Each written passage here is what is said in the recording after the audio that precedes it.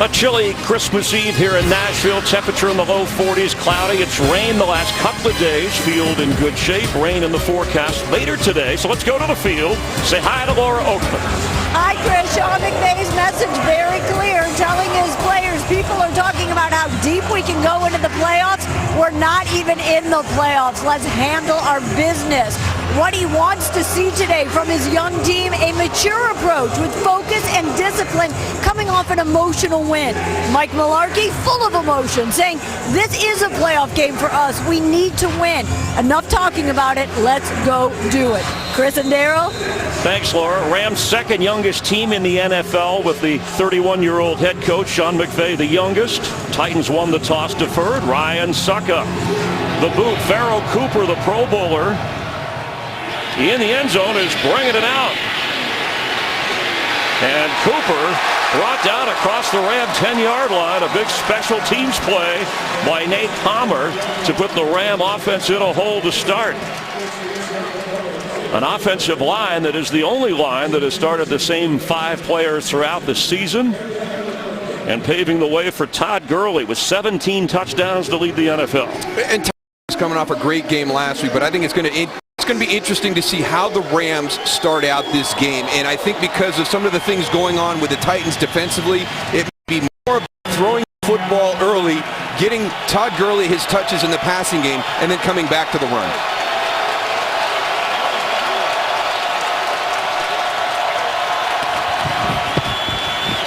Todd Gurley expect to run, picking up where they left off in that dominant ground game against the Seahawks up in Seattle last week. And Jared Goff has been a terrific road quarterback, and this is second year. Last year's #1 overall draft pick. Remember, it was a pick the Titans had. The Rams traded up to get that pick, to get their quarterback of the future. He's had quite a season under Sean McVay, trying to get the Rams the division title on their 11th victory. It's a long turnaround from last year's 4-12 mark. Todd Gurley is a receiver, top of your screen. On second down, Watkins has it and gets a first down going out of bounds. Titans defense tough against the run. Jurrell Casey with 5 sacks, going to the Pro Bowl. Congratulations to him. Absolutely. And here's where the dilemma comes with this defense. They're very good up front, stopping the run. We'll see how they do against the Rams and Todd Gurley. But on the back end, they've got some injuries. Logan Ryan is out today. Bryce McCain gets the start. I think the Rams like their matchups in the passing game.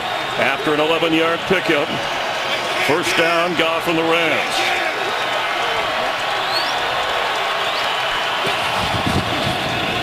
Fakes, flips to Gurley, leaping his way for a first down, all the way up across the 46-47 yard line. Gurley second on the team in catches and shows some high jumping ability. This is just amazing. I mean, he's such a physical runner, and you're coming out, it's a screen pass. Watch the guys on the offensive line get out in front. The timing is excellent. And watch this hurdle right here. I mean, he just goes right over the top of Bryce McCain. They go without a huddle, go right to the line after a gain of 19. Open. Tyler Higbee goes out of bounds. And you can see the efficiency of this offense, and that's why I feel not only offensively, but as a team, they can beat you in all 3 phases. And right there, when you have the athleticism of a guy like Todd Gurley in the running game, in the passing game, a big physical breakaway style runner, but also with the ability to go up and over defenders. 55 catches this year for Gurley with 4 touchdown receptions. He didn't have a touchdown catch in his first 2 years in the league. Oh yeah, and he's run for nearly 1,200 yards. 2nd and 5. Watkins grabs it and has another first down to the 32 of Tennessee. And this is where you get stressed as a defense. Are you going to load the box and try and stop Todd Gurley? If you do that, you get favorable matchups on the outside. Right here, look at the cushion for Sammy Watkins. To the line without a huddle. After a pickup of 16, incomplete in the area of Watkins. 2 Titans were back there defending. Well, Jared Goff described the identity of this offense. He said our our identity is creativity. Yeah, and a lot of it's kind of illusion, right? He called it, the illusion of complexity. You think that this is an offense that's going to throw a ton of stuff at you, but what Sean McVay has done is he puts concepts in, and by motion and formation, you can kind of change those, so the defense never really knows what's coming out, and I think he breaks a lot of trends during the course of the season, so it's hard for defenses to get an eye on what he's doing. Took in the signals, the offensive play call from McVay. 2nd and 10, out of the pocket. Plays it safe, and it'll be a 3rd down. The Titan defense tightens up a little bit after hitting his first 4. Goff missing on his last 2. A really nice job by the Titans defense right there, because there was a really nice rhythm established by Jared Goff in that Rams offense. And these last 2 snaps playing better coverage, forcing a 3rd and long situation. We'll see if they can hold up for one more snap. Right now you'd be looking at a long field goal try in the neighborhood of 50 or so if they get nothing.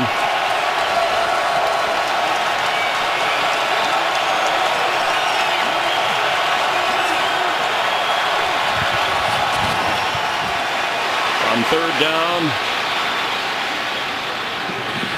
Goff gets rid of it, and the Titans defense tightens up. And we'll get an opportunity to see what the thought process is right here for Sean McVay with Greg Zuerlein not in the lineup anymore. Well, he's bringing out Johnny Hekker. Normally Zuerlein, defense tightening here would be automatic.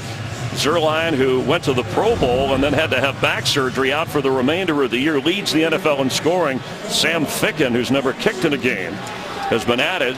Hekker, his holder, who is a Pro Bowl punter himself, is going to try and drop this inside the 10. Adoree Jackson back to receive. Now, he's been known to fake. He was a quarterback in high school, has pulled off successful fakes before, trying to get the Titans to jump. And he may want to take the 5-yard penalty.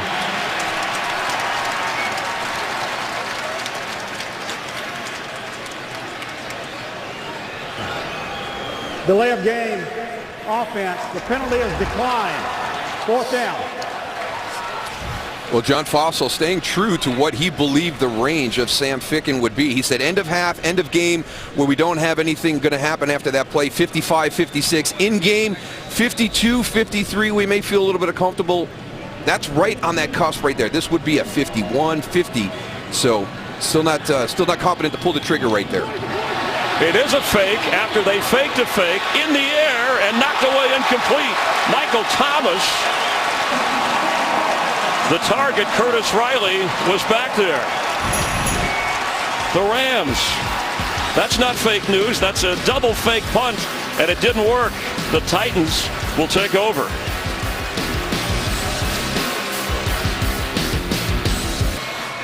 Pro Bowl punter Johnny Hekker with his helmet on, 15 passes in his career. He was 2 for 2 this year, had the receiver open. Michael Thomas underthrew him. And now the Titans take over. To Marco Murray. Up to about the 44-yard line. Let's go back and take a look at that. Now remember, they came out on 4th down and showed fake punt, took the delay game penalty, but look at right there, you got 2 guys on the top covering Michael Thomas. We would come out to the line of scrimmage with a fake punt called. In that situation where it's 2-on-1, we'd have waved it off, but they got lucky because Michael Thomas did get behind the defenders, just underthrown. Marcus Mariota to throw on 2nd and 8, lofting one, and that's intercepted. It's a takeaway for Corey Littleton, who is starting at linebacker today for the inactive Mark Barron. I don't understand the decision by Marcus Mariota here, because he's kind of floating this football in, and you've got coverage underneath and deep. So not really sure what he's seeing from the pocket. But you watch this. He's trying to float this up over the top. There's no way that's going to get there. Corey Littleton has got an opportunity for the pick. You had the defender behind him, Troy Hill, who could have got the pick. That keeps an amazing streak alive. That's 4 straight games and 8 times this year that the Ram defense, led by Wade Phillips, has had a turnover against the opposition. On the first possession.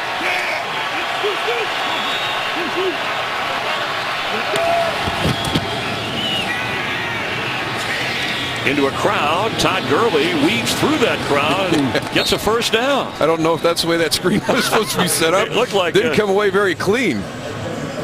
Crowded sales department or something. All of a sudden he came out of there. Even when he threw the ball, it was tough to see where it was going. Yeah, keep your eye on Todd Gurley right there as he gets up, and you're in the screen element. You got all your defenders there, but again, trying to get him his touches and getting him into a flow early in the passing game. Not really wanting to kind of run into this really stout defensive front of the Tennessee Titans. Over 300 touches this year, running, receiving for Todd Gurley. They picked up 11. Goff to throw again, airing it out for Cooper Kupp.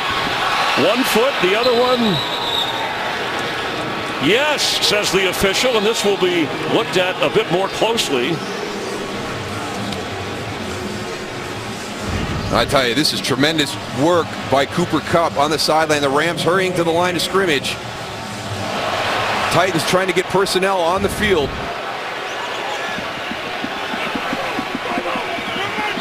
No challenge flag yet from the Titans sideline. Rule to catch. Here comes a flag. We had the Titans substituting late. They may have too many. 12 players, defense, half the distance to the goal, still first down. So the Rams hustling up to the line of scrimmage to get ready to snap the ball to prevent the challenge. Now, the Titans try to match their personnel. Obviously, they get one too many with 12. Now, the replays were going on here in the stadium, and I think that everybody saw that it was a catch by Cooper Kupp. So now all of a sudden the Rams back off and slow it down. Yeah, now we have time to show you, and the rookie has been terrific. Possession, 1 foot down, 2 foot down, and he goes to the ground, survives the ground, maintains possession. Sets up a 1st and goal with the penalty tacked on. From the 4, Todd Gurley will go nowhere. The Titans were ready up front. Austin Johnson led the charge. Yeah, this is a good group up front, and they do a nice job against the run, and I think you've seen here the first couple of possessions by the Rams. It has been a pass-heavy approach right now. You'll circle back as the game wears on and try to get Todd Gurley and control that line of scrimmage right now, but the matchups in the passing game, what they're trying to exploit. And there's Dick LeBeau, his defense against the run. Only 5 touchdowns allowed on the ground. That's fewest in the NFL. An easy toss, Todd Gurley, touchdown, and the Rams take the lead.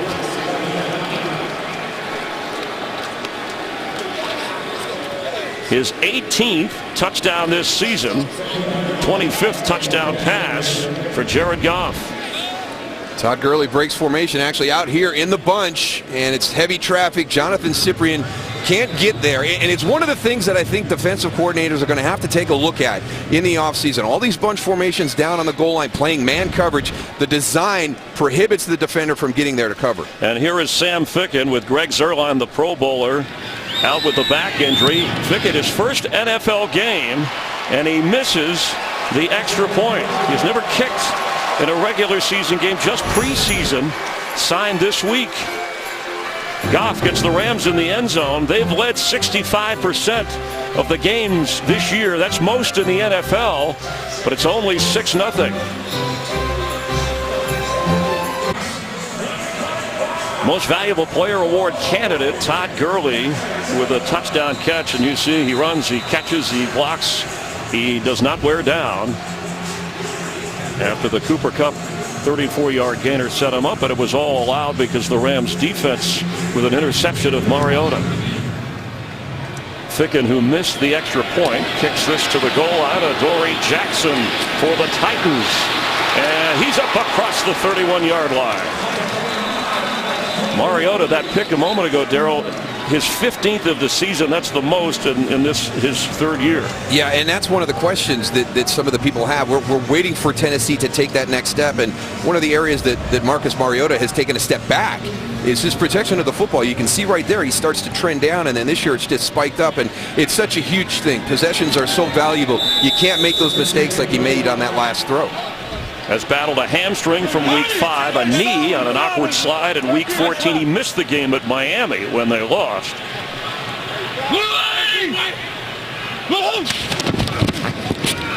DeMarco Murray slips one tackle. Jermaine Johnson slows him down.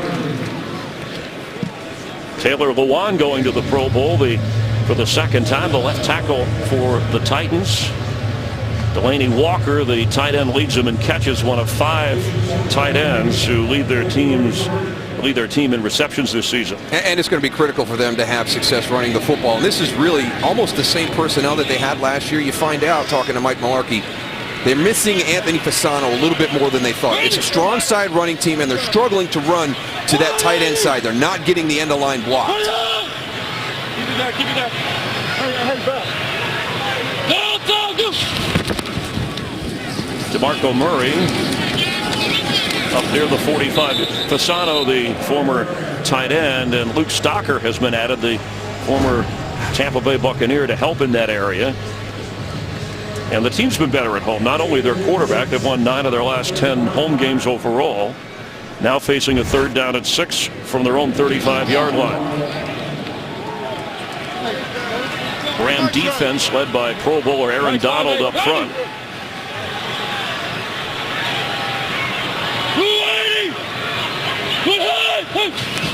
Blitz coming. Time for Mariota, and the catch made by Corey Davis. There's a flag down.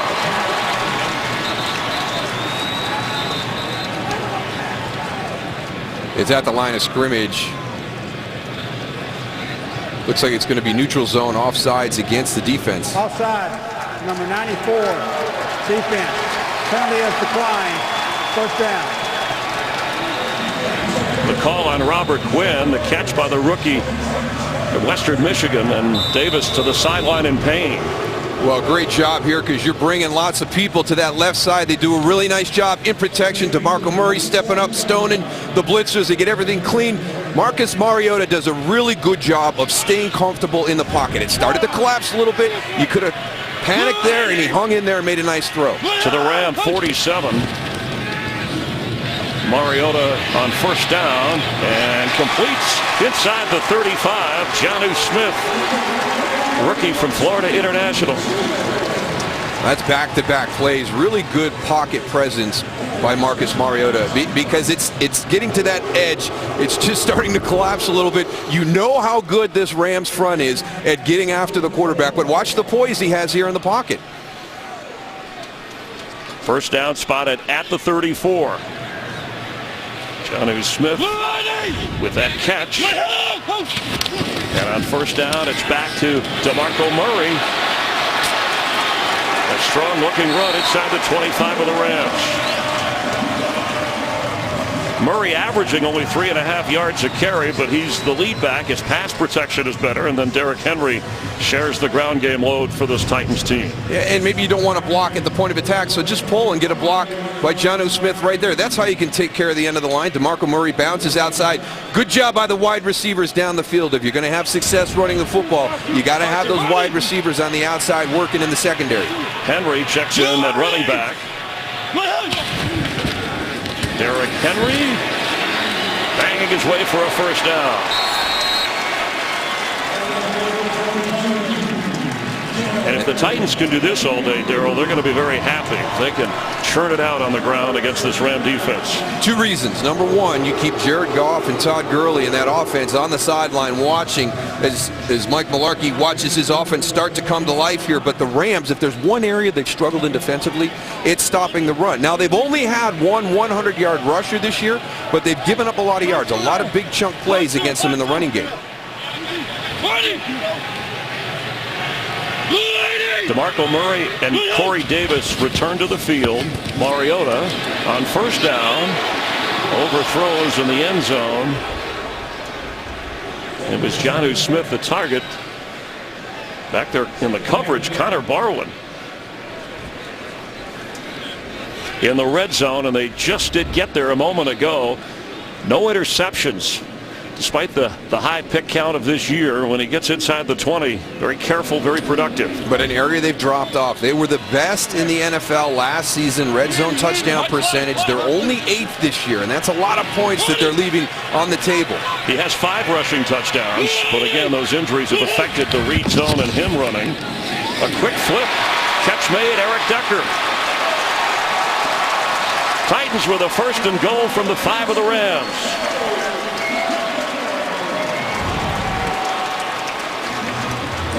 Well, after a really poor first pass in this game, Marcus Mariota has come out on this drive, and whether it's functioning from the pocket with a lot of poise, that was really good right there, because that's a quick play action. Good accuracy and location on the throw to Eric Decker. DeMarco Murray, the back, spotted at the 6. 1st and goal.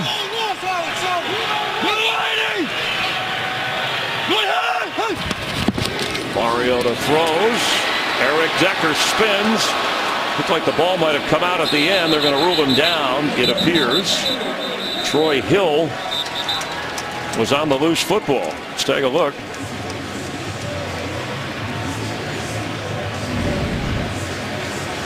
Oh, the big Jesse James play last week. This is completely different because Eric Decker has already established himself as a runner with that catch. So completely different. I know we're in the same area of the field, but different circumstances right here.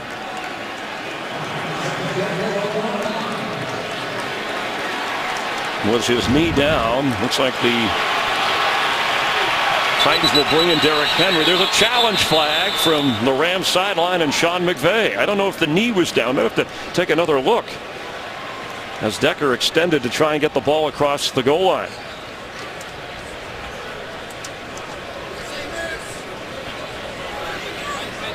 Second possession here for the Titans after a Mariota pick on the first one led to a Ram touchdown. They have marched out close. Ruled a catch, no fumble on the field.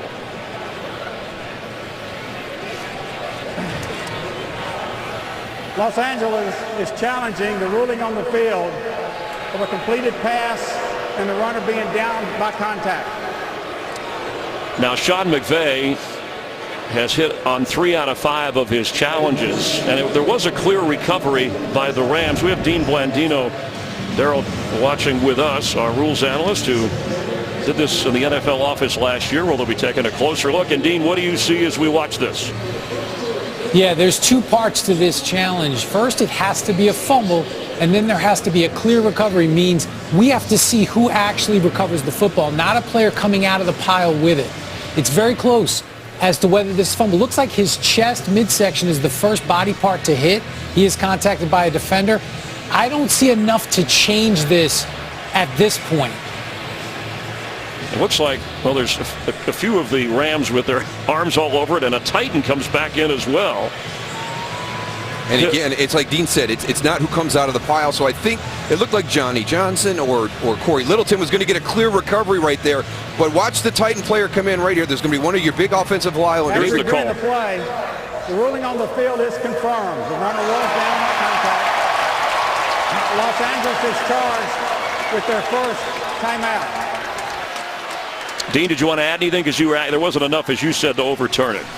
Yeah, and I think they said confirmed, so they were ruling that he was actually down by contact, which it looked like his midsection did hit the ground before he lost control. But again, without the clear recovery, you couldn't change it either way. All right, so the Rams lose a challenge and a timeout. Thank you, Dean Blandino.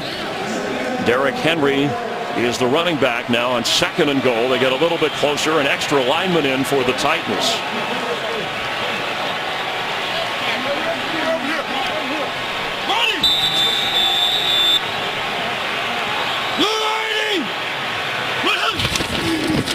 Derrick Henry leaps forward. Did not get in. Boy, I tell you, that is a great job by the Rams front, because there is a lot of big bodies in there for this Titan team right now. They've got 3 tight ends. They've got an extra tackle in there. Watch this Rams front. They still control that line of scrimmage. Watch the fill right now. Wow. As you come in. That is excellent goal line defense. Wade Phillips with Michael Brockers and Westbrooks and Aaron Donald up front. Murray and Henry in the backfield. Mariota to throw. End zone, overthrows, and Delaney Walker the target. No flags, and there is a late flag. Players standing around, their hands on their hips back there. Prior to the pass, holding number 94, defense. Half the distance to the goal, automatic first down. Robert Quinn. Robert Quinn's right here on the end of the line working against Luke Stalker. See, that to me is play action pass, so that's a defensive end, you know, working against play action. I did not agree with that holding call. Debatable. First and goal. And we have a delay against the Titans, or procedure. Let's start number 88, offense, 5-yard penalty, still first down. And that is on Luke Stalker, the reserve tight end. Mike Mularkey leaning on him for blocking for the most part. A couple of interesting penalties down here. Doesn't take much. Wow, that's it? That's going to cost you 5. So just beyond the 5-yard line of the Rams. It's still first and goal, Tennessee. Let's go.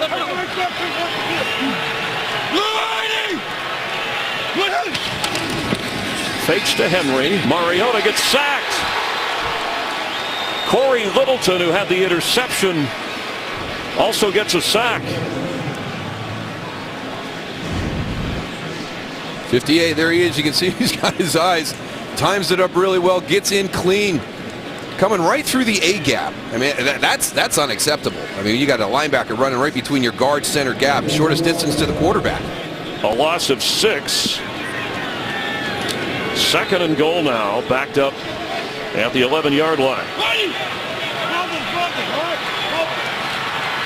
Murray, receiver in the slot.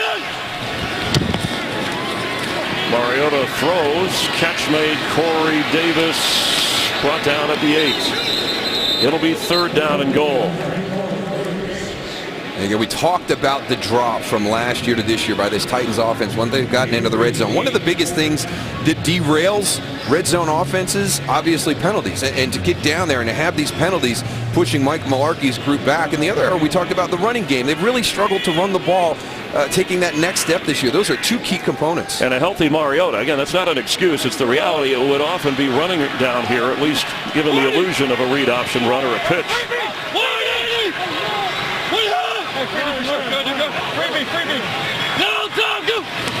Third and goal. Mariota, pass tipped in the air and almost intercepted by Tremaine Johnson. And Ogletree deflected the pass. It's fourth down.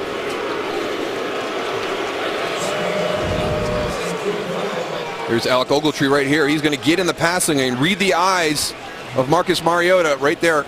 Gets his hand up, gets the deflection. Almost the interception by Tremaine Johnson. Tough result for the Titans. That very nice drive that's going to end with a field goal attempt here. Ryan Suckup, 26 out of 32. This will be from 25 yards away.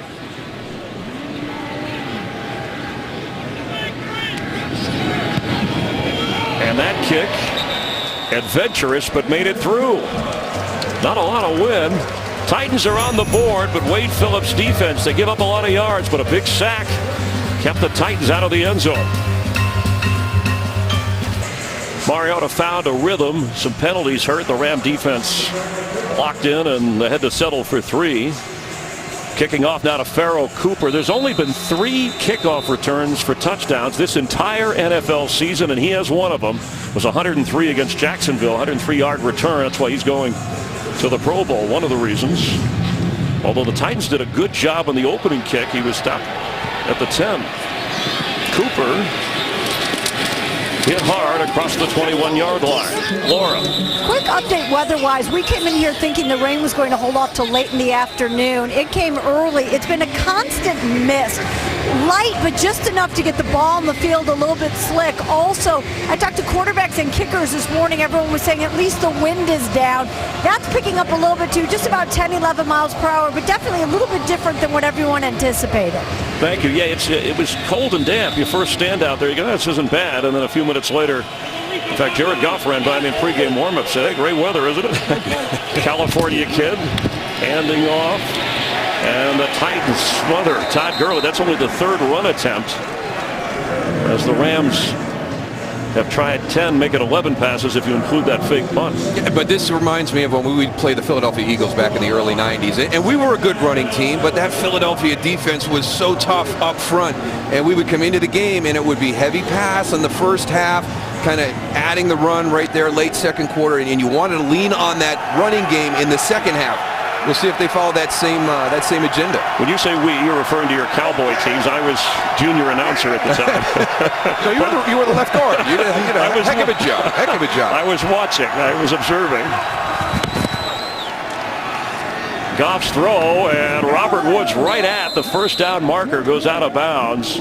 Woods was one of those guys. You said, remember, we sat with him yesterday. Said, I hope the weather. He played up in Buffalo, even though he's from USC. He didn't mind changing weather conditions. And another one of those veteran guys that was brought in here that's made a real big impact on this Rams team. And that's the most impressive thing to me, the blend of young talent that they have here, and then some of that veteran leadership.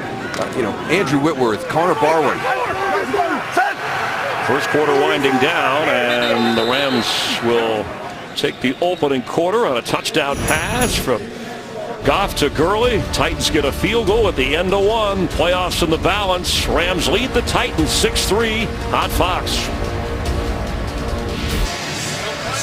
Daryl Johnston, Laura Oakman, Chris Myers, the NFL on Fox from Nashville. These are the first quarter numbers here. Again, the Titans need to win this game of next week and get help. The Rams, they get a win. They win the NFC West, or Seattle should lose or tie, and they play later on Fox against the Cowboys. And we have a challenge flag after the quarter came to an end, and the Rams were granted a first down. Tennessee is challenging the ruling on the field that the receiver made the line of game for a first down. We've already had one challenge from the Rams sideline that was lost. This is Mike Mularkey's first today. And Robert Woods made the catch at the marker and was given a first down. Then the quarter came to an end. We flipped sides. And let's take another look. Let's see where Robert Woods goes out of bounds. He's the top of the screen, farthest player for the Rams out to the right. Catch drag. It's right at the edge of that yellow line. We know it's not official. But is he right on that white yard line? Is that back foot drags? Is he on? That would put him almost a full yard short of where they've got it marked right now. It'd be more towards the 30-yard line.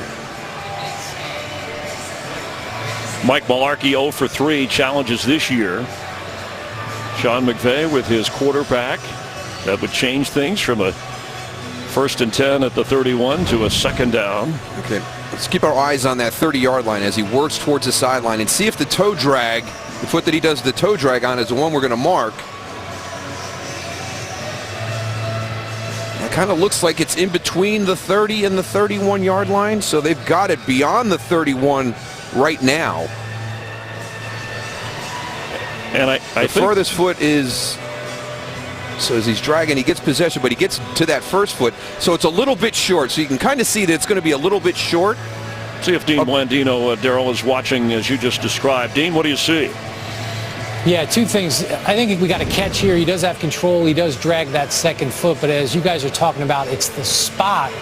And it looks to me, I would agree, that the ball is just short of the 31-yard line. And if we move the ball back of the 31, then it's not a first down. Yeah, and it becomes a third down, which is probably why the Titans, you'd say, hey, this is an early time to challenge. Is it that big a deal? And if it is denied, Dean, thank you very much. After reviewing the play, it is a catch. The ball crossed the sideline at the 30.5-yard line short of the line to gain. It will be 3rd and 1/2. At the 30.5-yard line. Tennessee will not be charged with a timeout.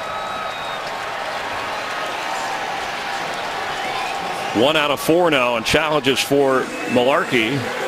Maybe that extra time gave him a chance to look at things and hear from people upstairs. So it's a 3rd down momentum shifter if the Titans defense can stand up to the Rams here. Well, they got the first part of it done, right? You got the challenge accepted, so you've got a shot here on 3rd down to stop this drive. Now your defense has to make a big play.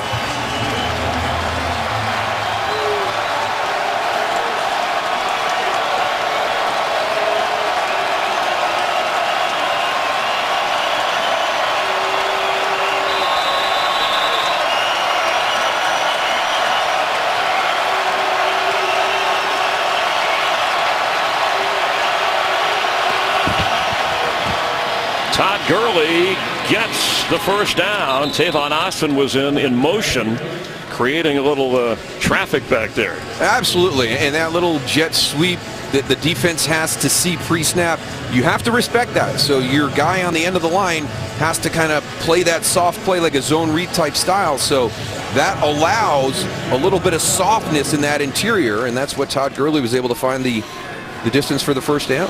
Rams convert.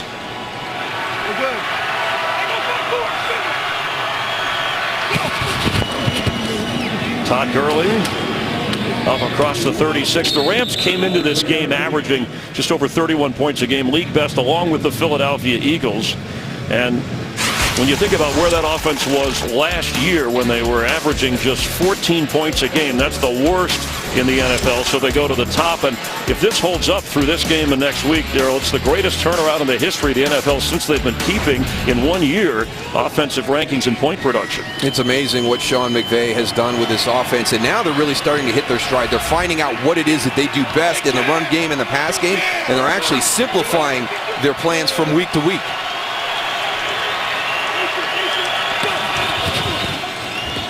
Gurley again with a big hole and a first down across the Ram 46-yard line. You know, he had an outstanding rookie year, and then last year when the offense sputtered, we just showed you the numbers. Of course, they had a quarterback change. It was the rookie year for Goff. But look what he's done this year, and Sean McVay has turned him into an outstanding receiver as well. Without a huddle, Goff dumps it off to Gurley. And he gets across midfield before going out of bounds. A most valuable player candidate and deserving. I know quarterbacks, yeah, there's Tom Brady and Ben Roethlisberger. A few other guys have been hurt that would have been in that category, like maybe Antonio Brown or even Carson Wentz, the fine quarterback for Philadelphia. But usually running backs, at least in the modern era, they don't usually get those folks. No, and he hinted at it. You know, the last guy being Adrian Peterson in 2012, coming off that ACL injury and going for 2,000 yards. But there was a nice run of running backs back in the early 2000s, but from 2007 all the way up to 2017, just Adrian Peterson. Now he splits out as a receiver. Maybe his use as a runner and receiver. Thrown early for Watkins and a little bit of a mix-up there. And it'll be 3rd down and 6. Well, I think it's funny. We had the Rams and the Cardinals a couple of weeks ago, and Bruce Arians actually said, you know, when Todd Gurley was coming out of college, you know, one of the things we had him highly rated on was there was a receiver out of the backfield. He has the same skill set as David Johnson, who plays for the Arizona Cardinals. So it's something that Sean McVay has recognized as well and has really kind of helped out this season with. His durability, his reliability. He'll take a break on this play as Malcolm Brown is in at running back.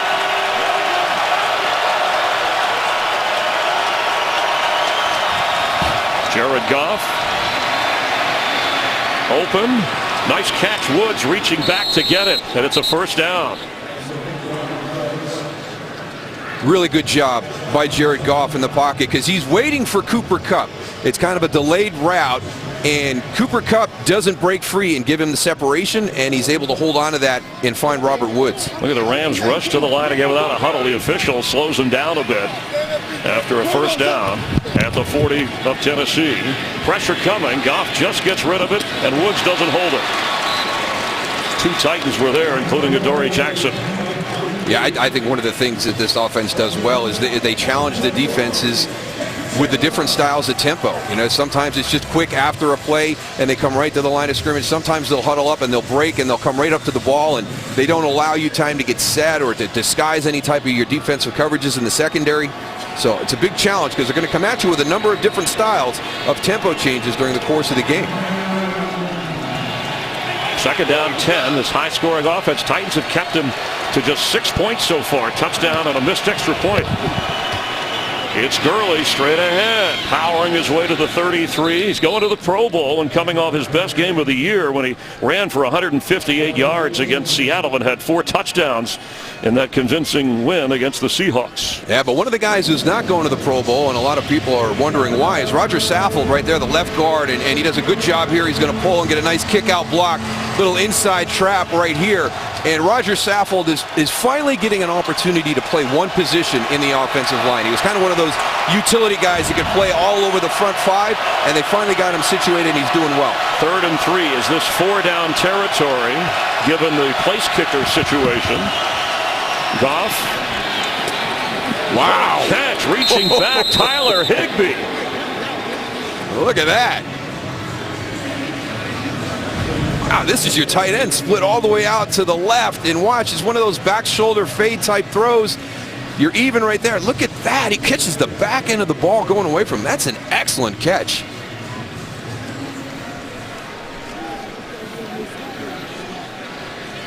And Goff now 11 out of 16, over 130 yards. Spotted at the 23.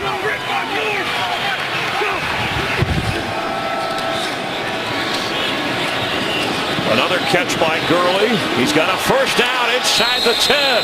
Hurdles again. And here's one of those the tempo plays that we talk about. They break the huddle, they come immediately to the line of scrimmage, and they quick snap. You can see the Titans trying to get set and get their coverage. What happens there? Todd Gurley pops open, wide open underneath in the coverage. And it really is the illusion of complexity. The Rams know what they're doing, which is not very complex, but the idea is to throw enough out there that the defense has to think about things. Overthink. And apparently on that play it worked. 1st and goal. After a pickup of 16.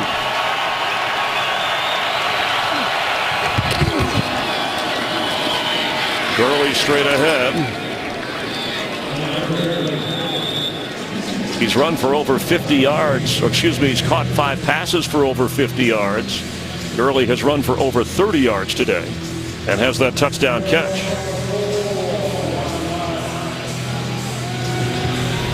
Sean McVay, who says he stays up at night designing plays, creating plays, and in the red zone would like to be more productive, especially with their Pro Bowl kicker out.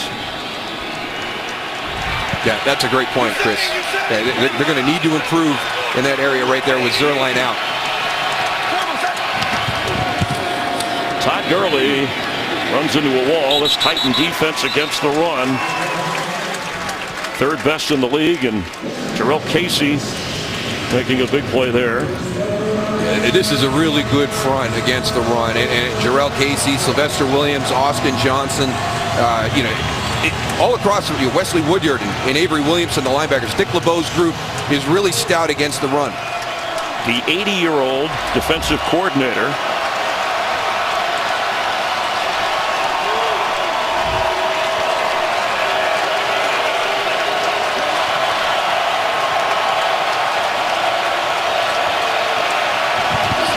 Jared Goff.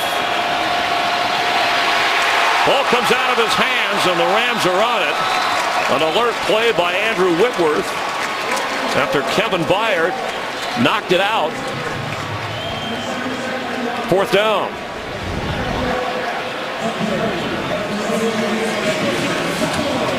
Did Brian Arakpo get that circling around the backside? He might have, at least the intimidation part of Byard, but Sean McVay, you saw his look. What the heck happened here? So now this story, missed the extra point, tried out on Wednesday with a dozen other kickers. From Penn State, the 25-year-old Sam Ficken hits the upright. And Ficken ain't kicking the way the Rams would like.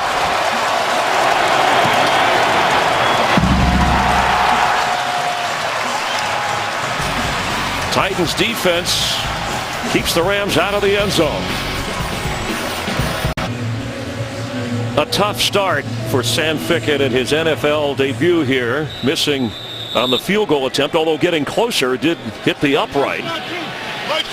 Titans take over at the 26-yard line.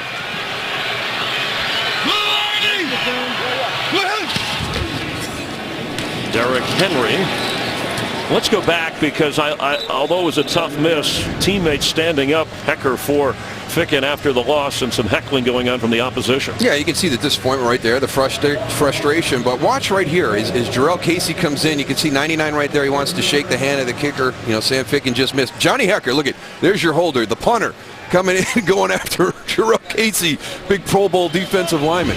That's our teammate. Hey, scoop, buddy. After a 4-yard pickup, keeps it a 6-3 game. DeMarco Murray, there's a flag down, and he is thrown down around the 32-yard line. Tyron Walker making the tackle. We'll check the penalty. Unfortunate, really good play design. You two aggressive guys rushing the passer to the right. Personal foul, roughing the passer, number 94, defense. Forcible contact low to the quarterback. 15-yard penalty, first down. Another call against Robert Quinn. Yeah, so you go to the screen, try to take it right in that area. Now he's going to be coming around from the right side. There he is right there. Comes down right in that lower leg area. Good call by the officials. Got to stay away from that knee area on the quarterback. And a big gain now up to the 48-yard line. Penalties hurt Tennessee when they were threatening to get into the end zone and settled for a field goal. This helps them out. As the Rams, Robert Quinn is called.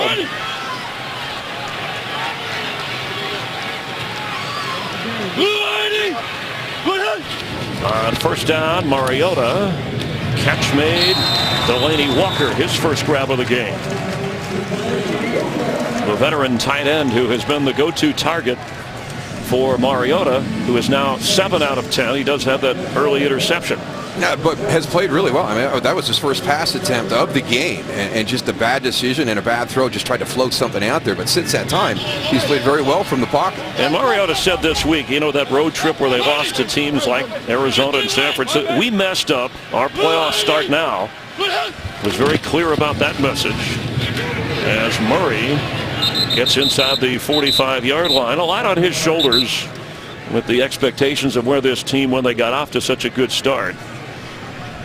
But I think if they're going to continue to run that play, you're going to see the Rams defend it that way until Marcus Mariota shows them that he's an actual viable threat to keep that ball in the zone read. He's carrying some stuff here week 15. Your body's just beat up a little bit. Had a hamstring earlier in the year. You know, he's not the dual threat he normally is at this stage of the season. 6'4" is a lean frame. From Honolulu, Hawaii.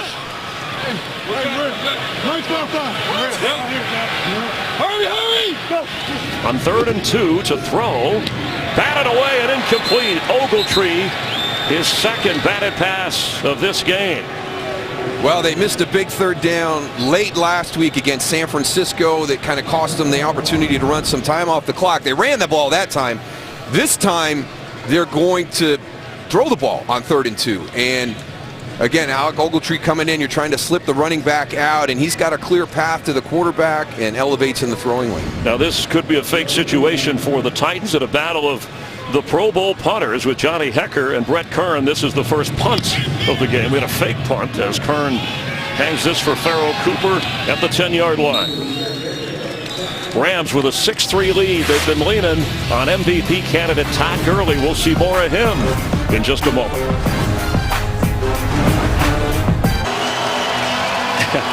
And a happy Christmas Eve. We know what the fans of these two teams want for Christmas. Playoffs hasn't happened for a while. Santa's not going to put that under the tree, though. He's going to make him earn it out here this afternoon. First down just across their own 10-yard line. Ball is out, and it's a touchdown, Tennessee Titans. Wesley Woodyard scoops and scores. And Jarrell Casey forced the fumble.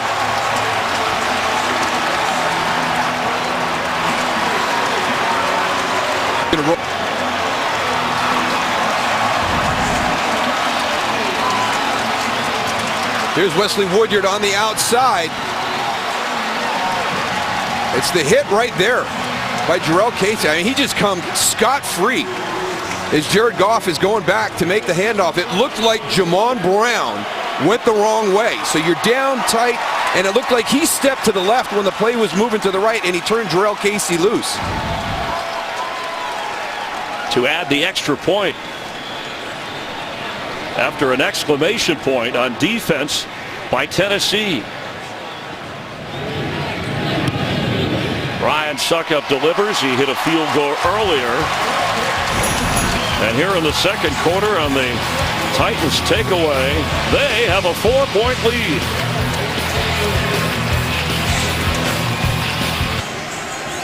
Ten-year veteran Wesley Woodyard on the fumble return after Casey, the Pro Bowler, knocked it loose. Titans, who trailed, now lead. And kicking off, Succop back is Pharoh Cooper. From his 1-yard line, 1 yard deep. Sheds a tackle, run out of bounds across the 20. Let's go back and take a look at this. And I think this is just a mistake by Jamon Brown. He's going to be right here. Let's set this whole thing up for you. Here's Wesley Woodyard on the outside. Now, Jamon Brown is going to block down this way, but the play is going right.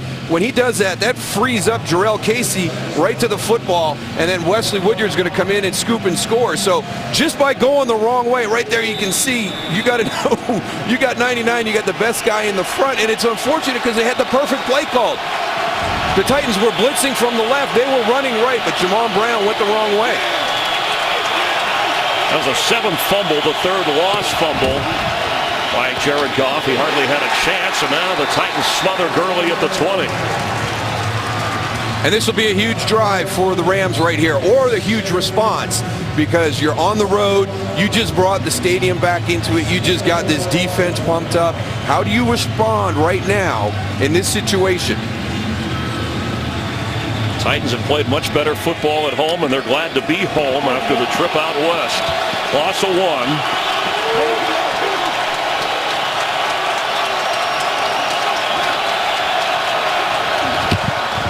Pressure on Goff. He dumps to Gurley. The blitz was on, and Todd Gurley is roaming through the middle of the field. Wow. Can he go the distance? Todd Gurley, touchdown, Los Angeles Rams. Sean McVay nails it again. Dick LeBeau is bringing a heavy blitz from the offense's left side. He has the perfect play called into this blitz. I mean, here they come. You got guys coming to this way. Then you're going to have Gurley cross formation and get into the screen. It's perfect. And again, to have your big plays, you got to have guys working downfield. And I am still blown away by the breakaway speed of Todd Gurley. I mean, he just outruns everybody. He's a hurdler. He's a sprinter. He's a physical guy. The extra point. And yes, Sam Ficken delivers for the Rams, his first points in the NFL. But an 80-yard catch and carry. That's 19 touchdowns this year for Todd Gurley. And the Rams retake the lead here in Tennessee. Todd Gurley smiling, the longest play in his career, run or pass, 80 yards for a touchdown. Harold Hodge to Chris Myers here in Nashville. And for Jared Goff, his 5th straight game with at least 2 touchdown passes. Rams know if they win the NFC West. The division title for the Los Angeles Rams on the line. Titans need help and need to respond here. Good kickoff by Sam Ficken after he made the extra point, and boy, Gurley making an MVP push. He really is, and it's not just the running game, but the passing game as well. You saw the stats, 133 yards receiving right now, and that has been the difference. And the Titans knew that they were going to do this. And we spoke with Kevin Byard, and he said, listen, I expect the Rams to come out the same way Pittsburgh did with Le'Veon Bell. They weren't going to run the ball into our front early in the game. They're going to try and soften us up in the passing game. They got Le'Veon his touches, you know, when they were throwing the football. They've done the same thing with Todd Gurley here this afternoon. Mariota to throw, knocked away at the last moment. Rashard Matthews the target. Troy Hill, who played well last week. Remember, Kayvon Webster injured and out for the year, came in and has contributed. Yeah, this is real close to a pick six. I mean, great job by Troy Hill trusting what he's seeing. I think if he doesn't play the conservative route of coming up and keeping the receiver in place and trying to knock the ball away, there was a shot there for him to just cut right across and take it to the house. This Ram defense against Seattle last week forced 3 fumbles and had 7 sacks. Second in the NFL in sacks, coming in behind Jacksonville.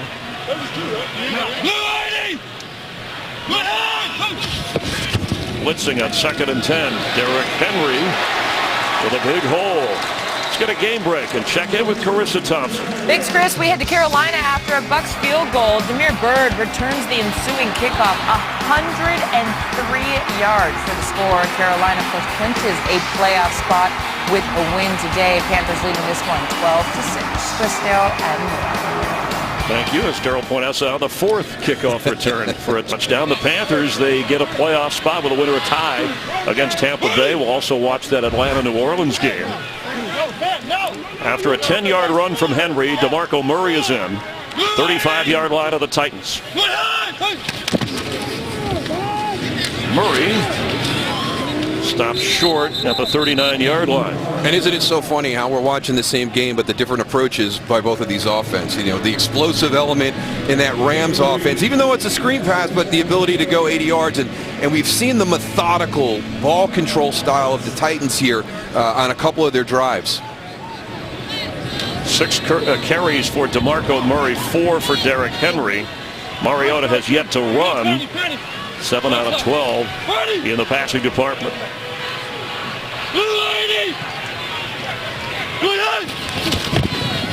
He hesitates. Mariota to throw if he has room.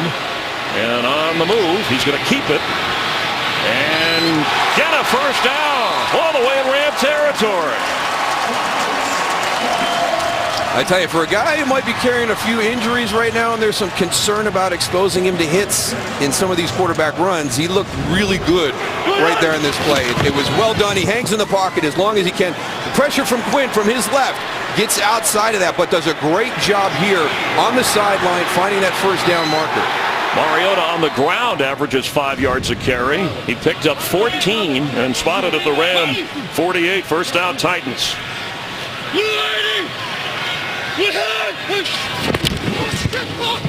DeMarco Murray met right away at midfield. Aaron Donald,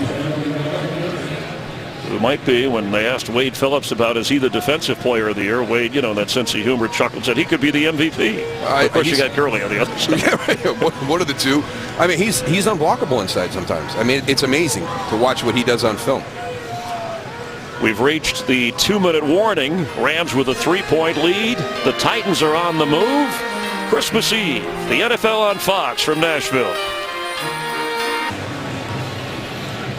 Piece of halftime coming up later today on Fox. Seattle and Dallas. Highlights of all the other games with playoff implications and updates. Mariota to throw. Corey Davis has it. See where they spot that at the 38 of the Rams. It should move the chains, and they give him the gain and a first down for the Titans. They have all 3 other timeouts, clock running here. And not really getting into a true 2-minute style offense, that hurry-up style. And it paid dividends for him last week.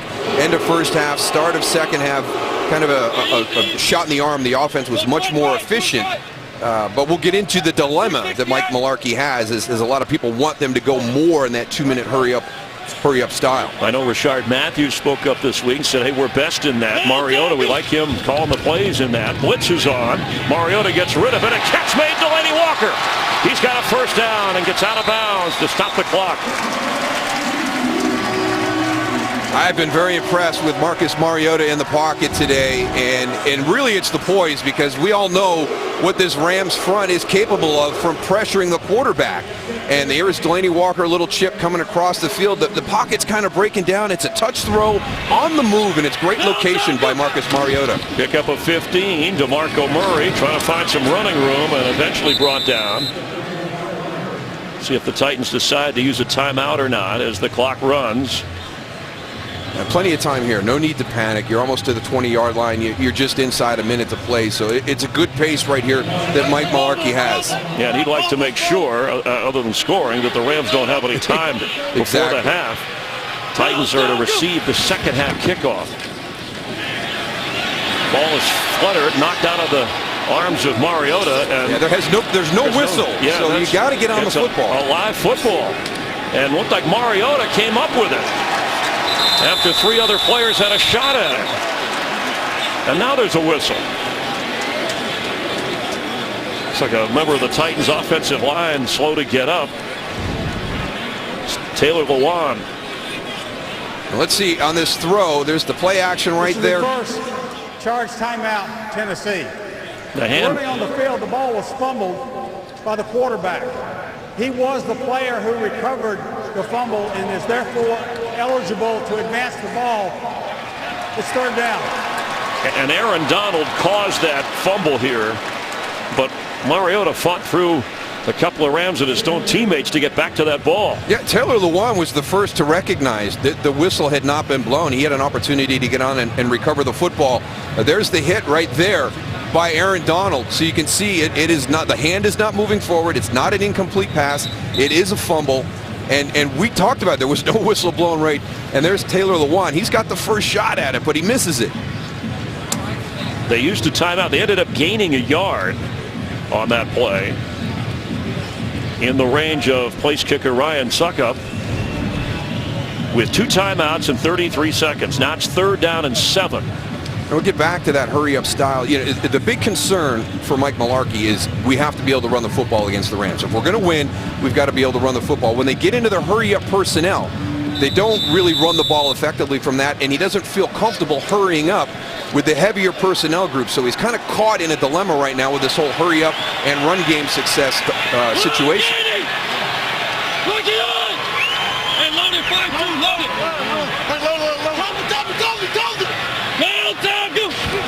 Third down, low snap, handled by Mariota. He's got some time, dancing around, and throws it away. A safe throw to get rid of it, and now it's fourth down. Good job by the Rams secondary. Really nowhere to go for Marcus Mariota on that play, and he hung in the pocket again. You got your trips out to the right. There's your coverage down the field. You're actually 4 on 3, so nowhere to go there. And now the coverage helps the pass rush, right? You've got everybody covered. Marcus is holding the football, and next thing you know, the pressure's there. Succop, who hit earlier, this from 37 yards away.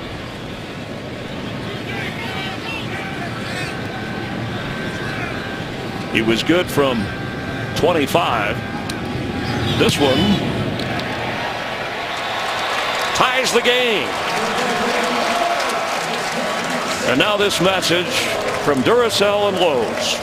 Ryan Succop 2 for 2, and the place kicking important when you get to games late in the year or the postseason, as the Rams know, with a missed field goal, a fake punt that misfired, and a missed extra point. And that's why the loss of Greg Zuerlein, you know, your kicker. He was such a valuable weapon for this offense, and it's going to be not only just his productivity as a kicker, but also the decision making for Sean McVay and that staff as they get to certain positions on the field. The Titans defense has played very well against this high-scoring Ram offense. Defense has even scored a touchdown on a fumble return.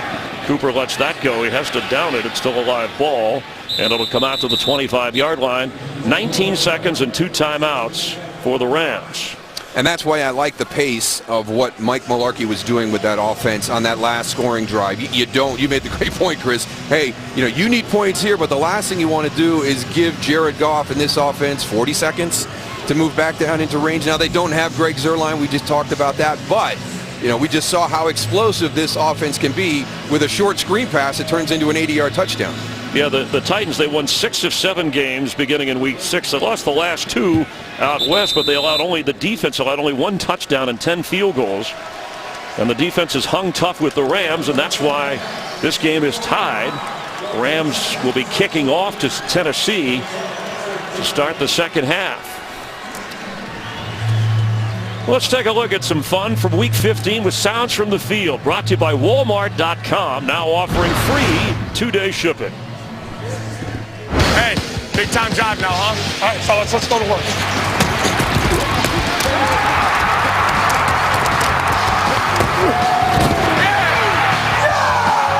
Big time 12. Let's go! Visa halftime is coming up after a quick timeout. You're watching the NFL on Fox from Music City, where the Rams and Titans are tied.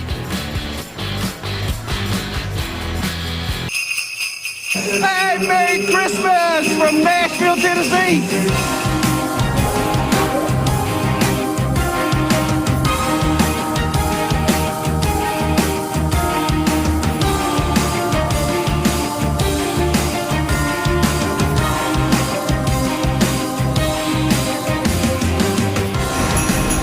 From the heartbeat of country music here in Nashville, Daryl Johnston, Chris Myers, the NFL on Fox, and a good one.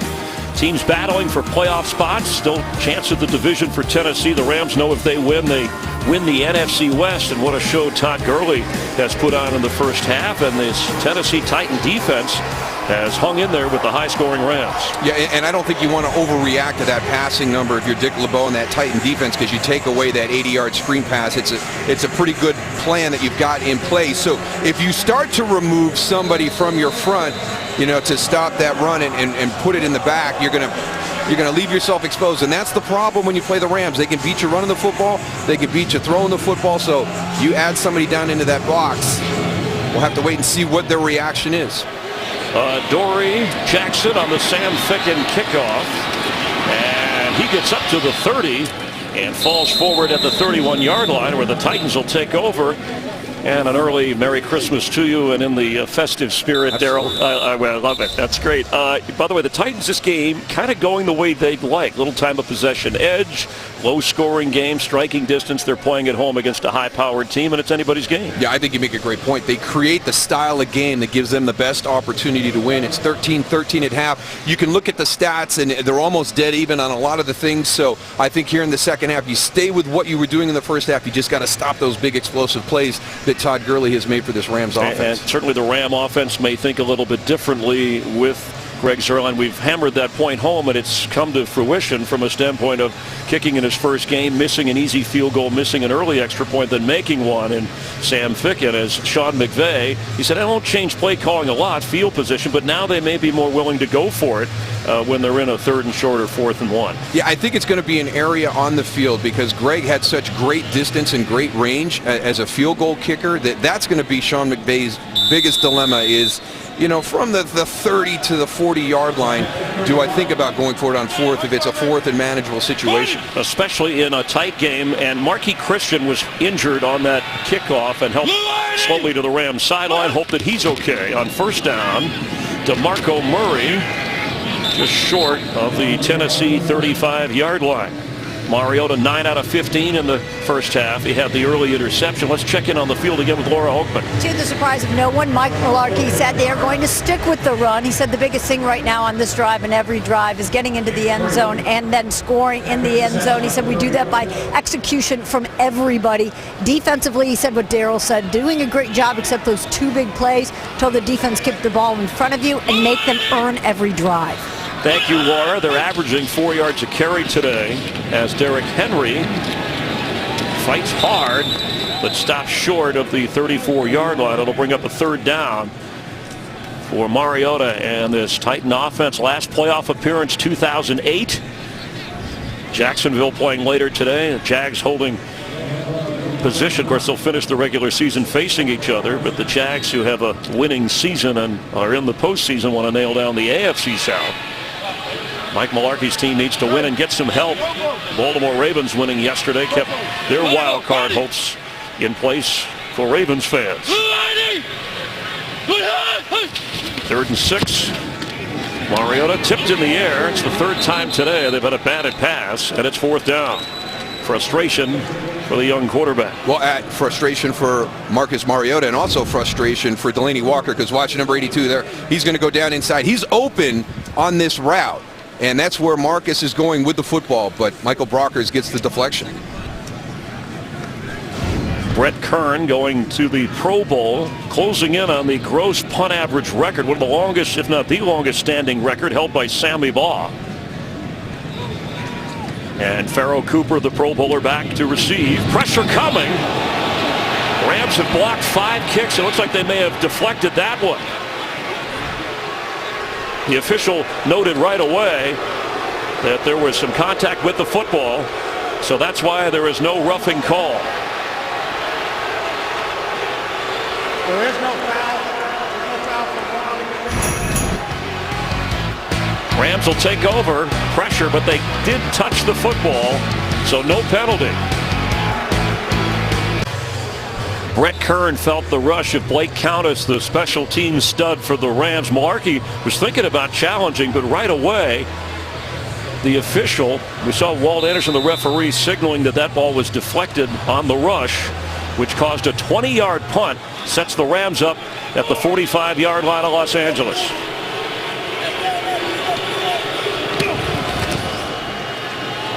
Goff to throw, runs right into a Titan and dumps it short of Sammy Watkins. Let's go back to that punt, and we'll see if we can detect anything. Blake Countess is going to come from out here, the number 2 spot. The Titans, are acting as if this ball's alive and, running all over the field. The officials are saying it's incomplete. second down. Sorry, didn't mean to interrupt. You can clarify. No, thanks. So here's Blake Countess right here. He's going to come up through the middle. He's going to get a clean run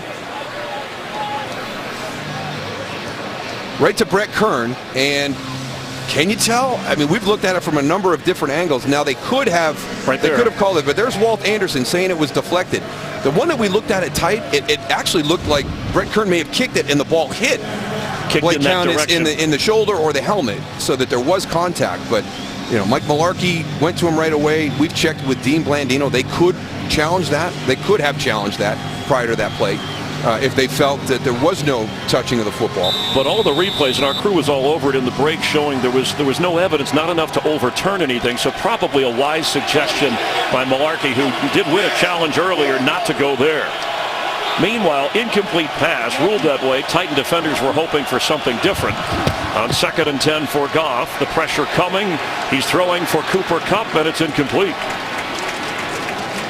And there is a flag down.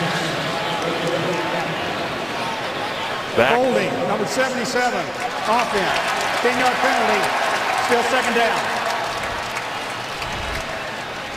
Well, and this is a tough thing. We've talked about how stout. Here's Andrew Whitworth right here working against Brian Arakpo. And we've talked about how stout this front is against the run, but they've got good edge pass rushers. And you can see right there, Brian Arakpo gets that upfield shoulder on Andrew Whitworth. So you want to throw the football, you feel that that's your best matchup, but you've got to do it in a way where you're not exposing Jared Goff to these edge rushers.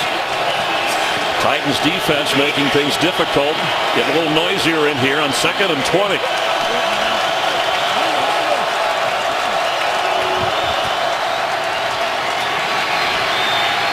Incomplete. Gurley covered. Laura?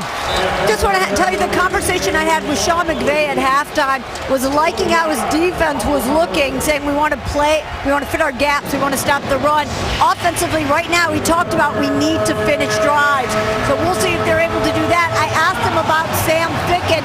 He said it was big that he made that last extra point for his confidence. I asked if it changed his confidence in any plays he's calling with Sam, and he said no, it does not.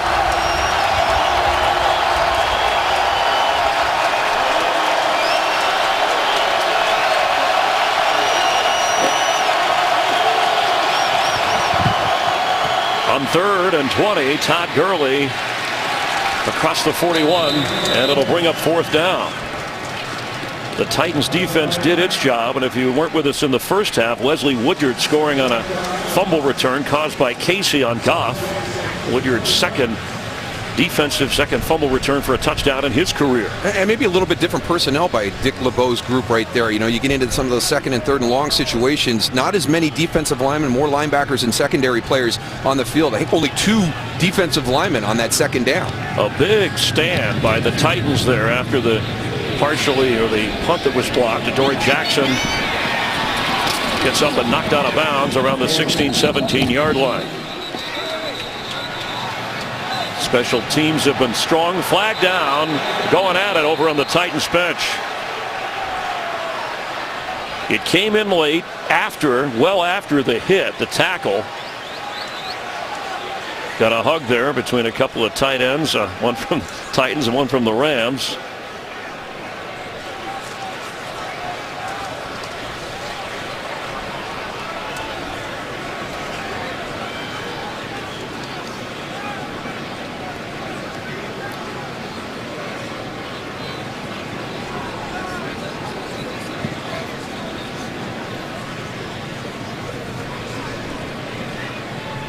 The punt 52 yards, 11-yard return. After the play, personal foul, face mask, number 14 of the kicking team. The 15-yard penalty, the first down, timeout.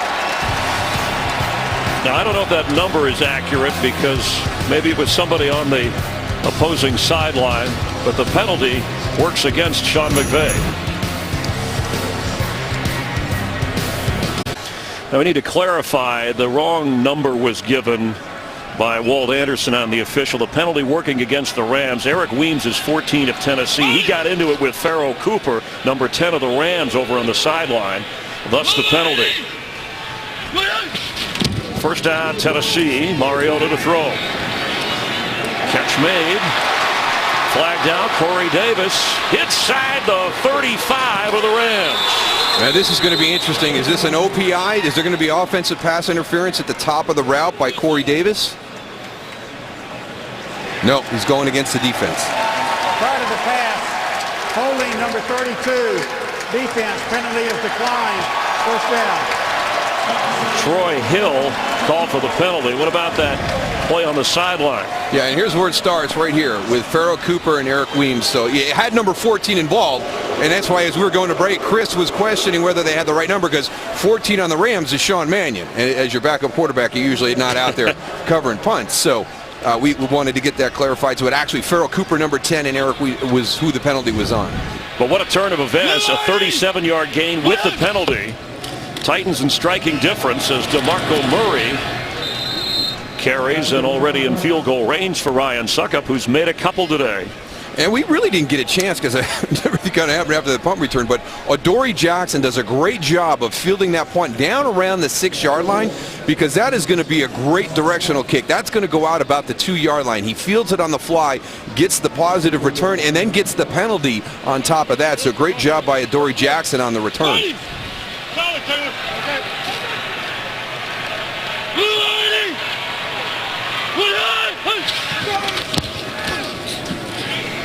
Derrick Henry tackled inside the 30.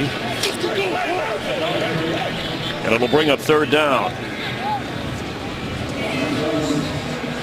Matt Longacre, who hurt his back last week, injured, did not make the trip. Mark Barron inactive today on that Ram defense. So Carlos Thompson and Corey Littleton. Littleton, who's been playing more, both seeing more action and producing. Spotted at the 29-yard line.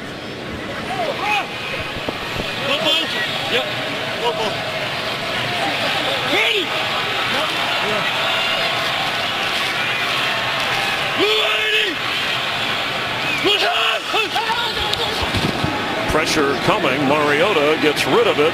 Corey Davis tackled right away, and an excellent play by Troy Hill. There was room to run if Davis could have shaken him, but it's fourth down. Now that was a really nice job by Troy Hill because there really wasn't anybody else over there. If Corey Davis is able to break that tackle, he may be able to get into the end zone. You had some safety help coming from the middle of the field, but it looked like it was going to get there late.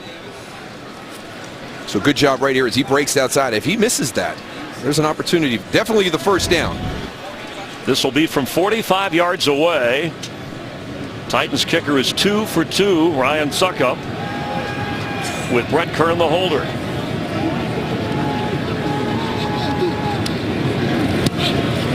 It's up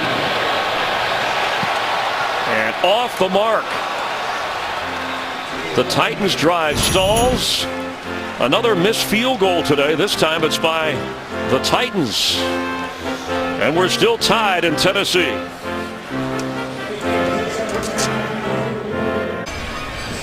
Darryl Johnston, Chris Myers here in Tennessee. And for the Rams, looking at the numbers, what a What a day for Todd Gurley and Jared Goff. You surprised with the injuries to Logan Ryan and LaShawn Sims in that Tennessee secondary that the Ram receivers haven't had bigger days? Yeah, you just see the one catch that's for 34 yards by Cooper Kupp. But when we talked about the passing game, it's really been geared towards Todd Gurley. They haven't pushed it down the field to challenge those corners. After the missed field goal, Goff with a screen to Todd Gurley. And Gurley getting yardage all the way up to the 44-yard line. Playoff picture, you know by now, if the Rams win or Seattle loses later against Dallas, you'll see it on Fox. They win the West. Eagles and Vikings have clinched their divisions. The Panthers, if they win, they're in, but at the moment they're trailing to Tampa Bay. And the Saints and Falcons are going at it. Meanwhile, wild card hopes for Seattle, Dallas, and the Lions. Youngest head coach in NFL history to clinch a division in his first year, if it happens. And they need that scenario to unfold for the Rams today.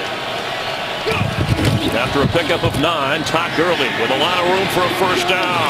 Gurley sprinting down the sideline. And all the way inside the 25 of Tennessee, Kevin Byard eventually caught up to him. And you don't want to talk yourself out of giving the opportunities in the run game to Todd Gurley. This is just a straight zone, outside zone play. Good job on the block by Rob Havenstein to get the edge sealed, but Sean McVay talked about this when they played the Eagles. He kind of got away from Todd Gurley running because the Eagles front is so good against the run. We've talked about Tennessee's front, but let's not forget, you've got an offensive line that's had your starting five together all season long and Todd Gurley behind it. A 34-yard run. Goff sideline throw and incomplete for Robert Woods. Well covered by Adoree Jackson. That offensive line, the two additions, and you touched on the leadership and one of the few Rams with playoff experience, Andrew Whitworth and John Sullivan, when you add to Roger Saffold, who's never been around a playoff, his 8th season with the Rams. Yeah, and look at the bottom. The only combination to start every game this season. There was a team that did that last year. There was a team that had a starting five all season long and nobody else did. That was the Atlanta Falcons. They rode that offensive line all the way to the Super Bowl.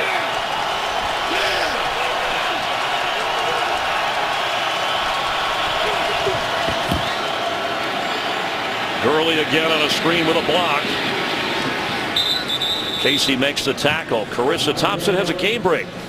Thanks, Chris. We head to Carolina. Bucks down 12-9 in the third when Jameis Winston finds Bobo Wilson for this 18-yard touchdown. Remember, if the Panthers can come back, they clinch a playoff spot. Bucks currently leading 16-12. Chris? All right, thank you. And Todd Gurley over 140 receiving yards, second most ever by a Ram running back. Marshall Faulk set the standard. Right now, 3rd and 3, and Tavon Austin is in. Goff looks that way. Goff has to run for the first down. He's tackled from behind. He hesitated, and it gave Tennessee a chance to close in on him and keep him from Brian Orakpo, keep Goff from getting further upfield. He took such a hard hit from behind. It looks like Brian Orakpo drives him forward. So we'll watch the progress here on the scramble by Jared Goff. But watch, he's about to pull it up, and he's going to, now here comes the big hit, and it's going to be awful close. Now they're bringing out the chains. Daryl, do you have your index card ready? Just in case. I don't think they need it. First down Rams. You were right. The Orakpo, he had to get to Goff as quickly as he could. In a game of millimeters, the Rams get the first down. Nice job by Jared Goff in that situation. You're going to get ready for kind of that this little thing where they break the huddle and come right to the line of scrimmage. Santa needs a bigger camera back there for Christmas. Did you see that? Looked like one of those that squirt water out, like you get at a novelty shop. And it might challenge the spot. Let's see. And there's the red flag from Malarkey.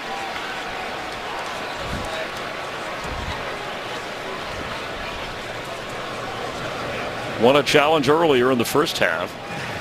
Tennessee is challenging the ruling on the field that the first down was made. And you know, this is always, and I've talked with Dean Blandino and Mike Pereira about this, that it's always an inexact science, the spotting of the ball. And they'll tell you it's where the ball hits, right, when the player is down. Well, it's the 12-yard line. You can see the sticks on the far side of the field. We're pretty much at the 12-yard line. So It looks like it is short. I mean, Mike Mularkey has benefited from a straight line on both of his challenges to the spot of the ball. The one he won earlier, and now this one is another one. It's right on that 12-yard line, so it's a good landmark for the officials to be able to take a look at this. Our rules analyst, Dean Blandino, with another look at it. Dean? Yeah, I agree with Moose here because you can see when the left side of his body is down, the ball is short of the 12-yard line. You can look at it here. Watch, it's going to be the left arm, the left side of his body is going to hit. You got the landmark there, the 12-yard line. The ball is short. They should move this back and make it a fourth down here. And by the way, recommended Alberto Riveron, don't use the index card, right? Use your eyesight if you're measuring. Here's the call, by the way. After reviewing the play, the runner is down with the ball just inside the 13-yard line. It'll be short of the line to gain. It will be 4th and 1 from inside the 13. Tennessee is not charged with a timeout, and because they were successful on both of their earlier challenges, by rule they will be entitled to 1 additional challenge. Rams are going for it on 4th. Thank you very much. Dean, you had a quick comment before we let you go? No, just a good challenge, and like Walt Anderson said, now they get a 3rd challenge because they won both. And given the field goal situation, I mean, Sean McVay's aggressive anyway on 4th and inches.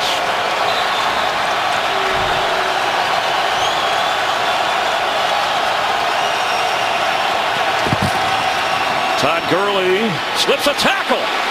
He's got a first down, shoving his way down inside the 5 of Tennessee. The Titans were pointing as if they saw somebody move on the line pre-snap. Yeah, and it was kind of inside towards Roger Saffold, that area, the left guard area. Let's keep our eyes right here. Well, I think they're looking at Tyler Higbee, kind of leaning over.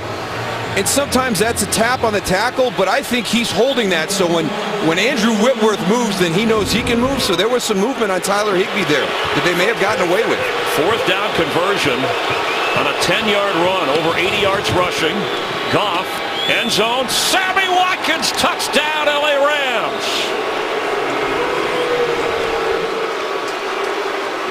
Crowd doesn't like it.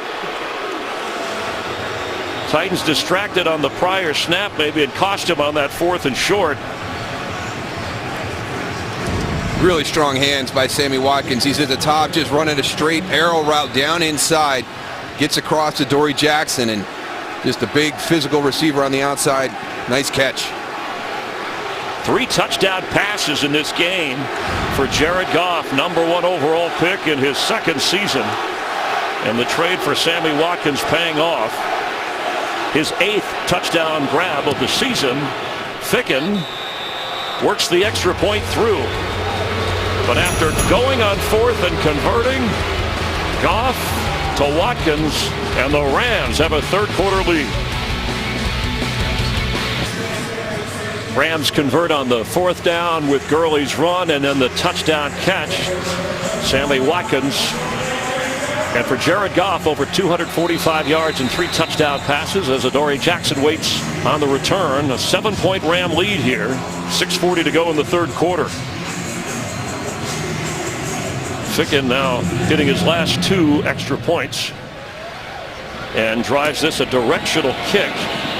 Jackson going across the field, slips a tackle. Adoree Jackson, can he turn the corner? Up the sideline he goes and into Ram territory. And great field position for the Titans. Now here's one of the things that's happening in this game, and you got to give the Tennessee Titans credits. Mike Mularkey said, this is my best special teams group since I've been here. Now obviously a Zerline kick's probably going to go out of the end zone, so they know they got to cover kicks, so it's directionally kicked. Watch the Titans as they cross and go wide side return. This is excellent, and now this is not the first time. They have done a great job all afternoon on their special teams going up against the Rams, who are one of the best in the NFL. A 56-yard return. The rookie from USC, Adoree Jackson, who grew up a Ram fan, St. Louis and LA. Mariota on 1st down, over the head of Corey Davis. Let's go back to that 4th down conversion where we thought there might have been a pre-snap penalty. Dean Blandino with Darrell. Dean, your thoughts? Yeah, the Titans defense reacted, and for good reason. The Rams got away with a false start there. You'll see number 89, Higbee. He's going to flinch before the snap. That's a false start. Should have been shut down. 5-yard penalty on the Rams. So a big, big miss there in that situation. Thank you very much. As Daryl was quick to point out, Mariota dumps it off to Murray. And I think that it distracted Tennessee even afterwards. And then think about it. If that's a penalty, do the Rams go on 4th and 6 versus trying to kick the field goal? I think they kick the field goal. I definitely think they kick the field goal in that situation because it's not an automatic at all on a 4th and 6. So, a big miss right there by the crew. Here we go. Dice right. Dice right.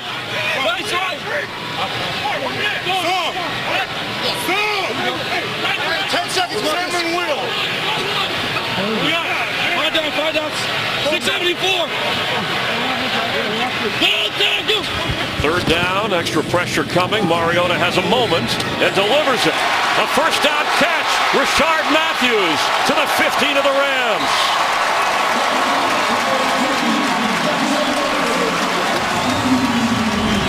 And we got to start crediting this offensive line as well. We've talked about Marcus Mariota during the course of the game being comfortable in that pocket, trusting those guys up front. Takes a little bit of a hit at the end there, but they've done a good job in Rishard Matthews with the catch and run for the first down. That was Matthews' first catch of the game. He averages 15 a grab and said we're best in this no-huddle hurry. You good?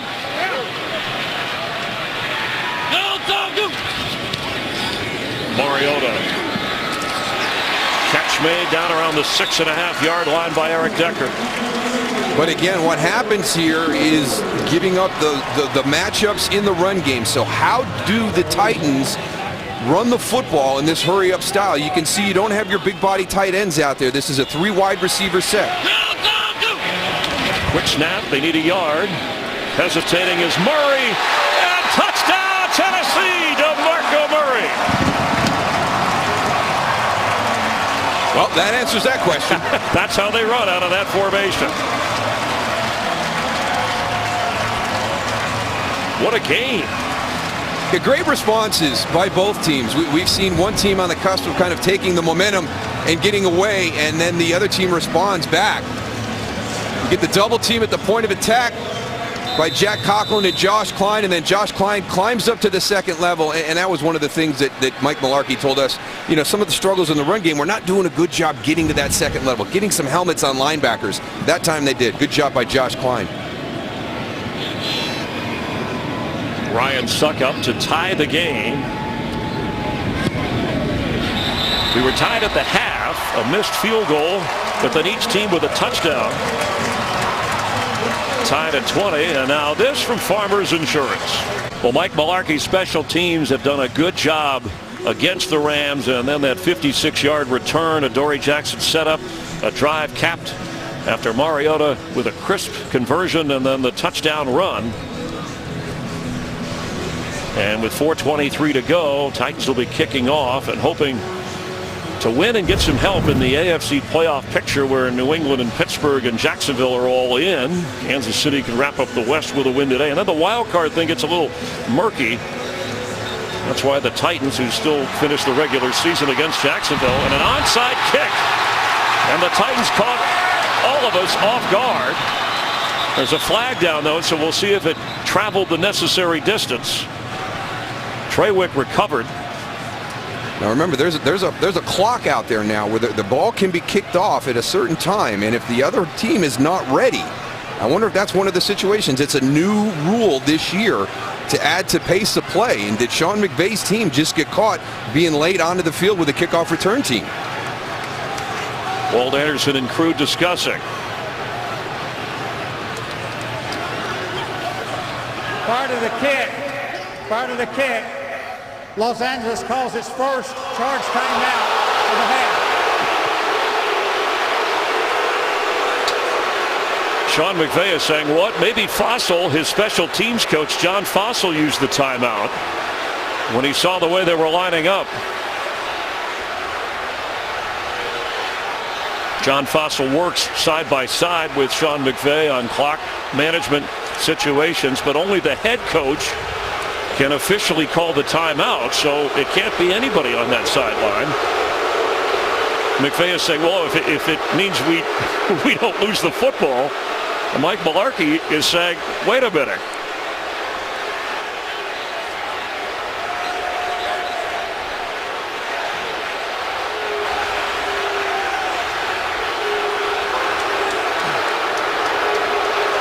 There is no timeout. The ball was not put in play.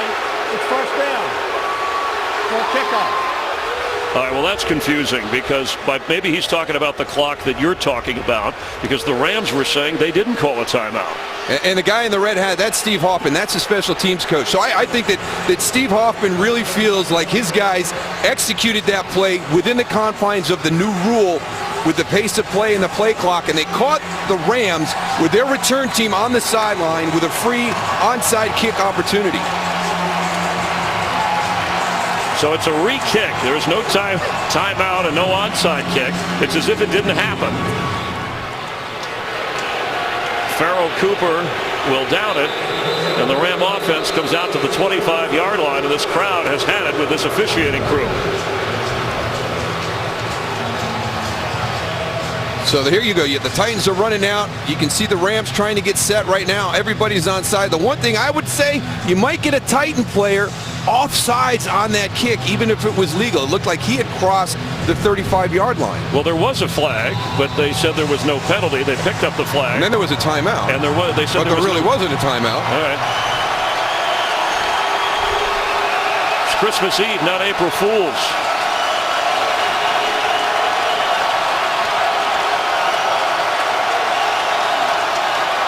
Goff on first down, pressure coming, and he's hit. Ball is incomplete. It took him a while to rule whether that was an incomplete pass.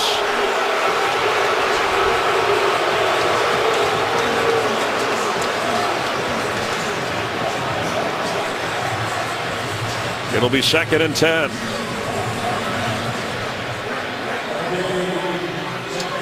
We got to get some louder whistles out there. And we've got a couple of plays where there's been some confusion about when the end of the play has happened, and that opens the door for injuries. All kinds of things can happen. Got to be cleaner at the end of each play.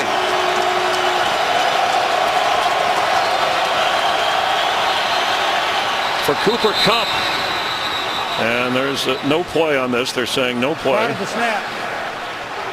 Timeout. Los Angeles. 30-second timeout. There's the timeout.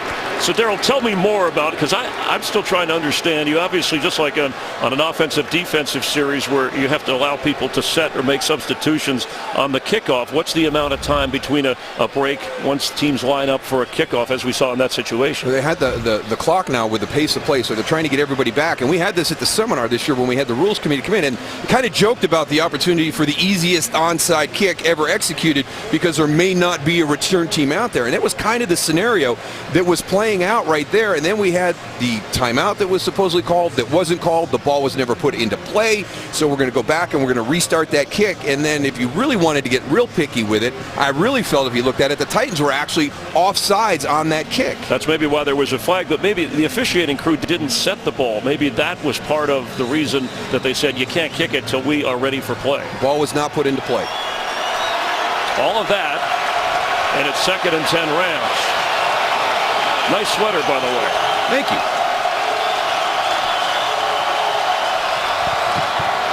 Todd Gurley has it, and he's up to the 30-yard line. It'll be 3rd down, a game break. Here's Carissa Thompson. Thank you very much, Chris. We're actually going to go to New Orleans and watch them.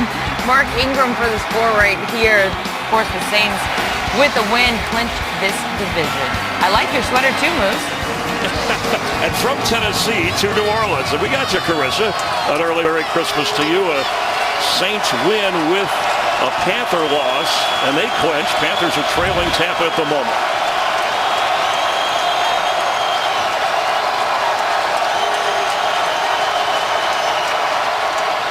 Third down for Goff with time.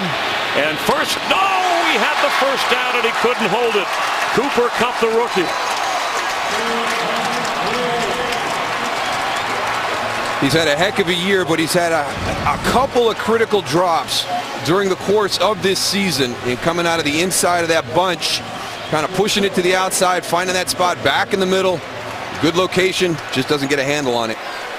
Kupp had a tough non-catch in the first meeting of Seattle when the Rams lost to the Seahawks, and his teammates were very supportive. And has had an outstanding season, as you said, but that was a big miss because there they go, pushing and shoving on the sideline again. The Titans will take over on offense. Bowl season, College Football Wednesday, the Foster Farms Bowl, Arizona and Purdue on Fox, and Thursday, Washington State against Michigan State. That's on FS1 in the Holiday Bowl. It's been a crazy game. These teams, you know, this is the scene of the Music City Miracle. We've got a couple of people Santa's always watching, see who's naughty or nice. But Wade Phillips is here. Of course, he was the coach of that Buffalo team. Jeff Fisher is in the building somewhere, who was the coach for the Titans at the time. First time these two teams have played without Jeff Fisher being on the sideline as the coach for either one. Rams or Titans played each other. Easy. Go 733, 733. 27-yard line on first down. DeMarco Murray stopped at the 29 as the clock runs just over 3 minutes here in the third quarter. And I think that the Titans are being very careful with Marcus Mariota, because we saw that one scramble in the first half, and he looked like he had the ability to be somebody in that zone read concept, to be able to pull that ball, keep it, and be able to work. I just don't think there's a lot of confidence that he can do that on a repeated occasion during the course of the game. Rams blitzed him quite a bit on the last defensive series. 2nd and 7. Mariota protected well, and Eric Decker has a first down catch, pushing the Ram defender away and into Ram territory. Again, we got to compliment this offensive line for the Tennessee Titans. Taylor Lewan, Quentin Spain, Ben Jones, Josh Klein, Jack Conklin. This is a front that just wreaked havoc on the Seattle Seahawks last week. I've never seen anybody do a better job against Russell Wilson than that Rams front did last week, and this offensive line has had a nice afternoon. 20-yard pickup. 777. Okey.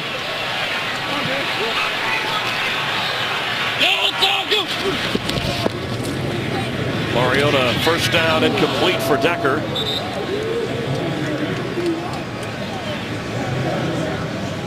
He's nearing the 200-yard passing mark.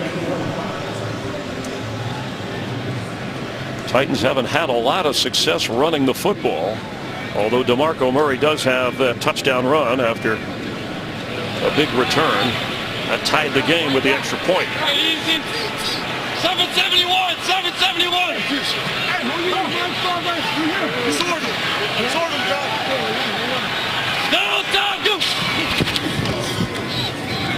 Decker has it. 2 Rams waiting for him. He fights hard before going out of bounds.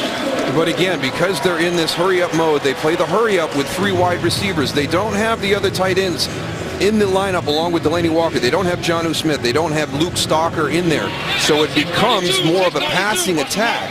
And the only run you're going to do out of this is the zone read, and Marcus Mariota really just, it's not a dual threat anymore.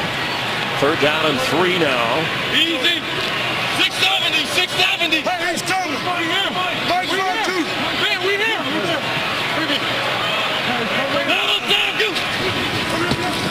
Quick pass is caught. Rishard Matthews inside the 50 of the Rams.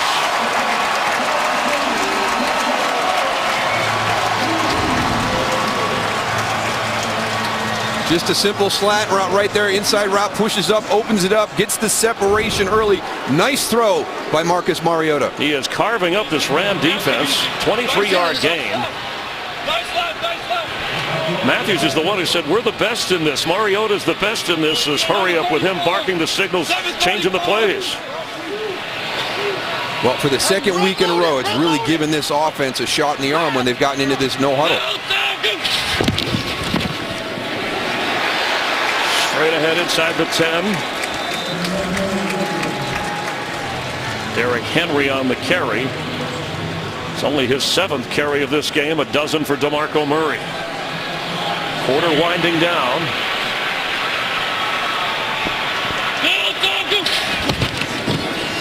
Henry again. Rams grab out of that 6'3" frame. Bring him down right around the 10-yard line.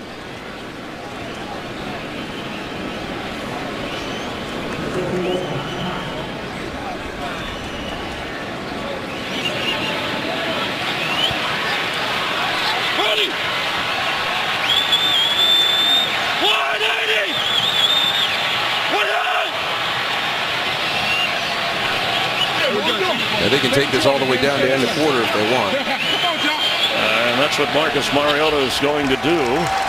And at the end of 3, Titans-Rams, playoffs on the line, tied at 20. The Titans not happy with some of the calls that have not gone their way. Playoffs on the line, tied Rams and Titans. Start of the 4th quarter in Nashville with Daryl Johnston, Chris Myers, and a 3rd down, and this is what they're battling for. It's been that long since the Rams and Titans have been in the postseason.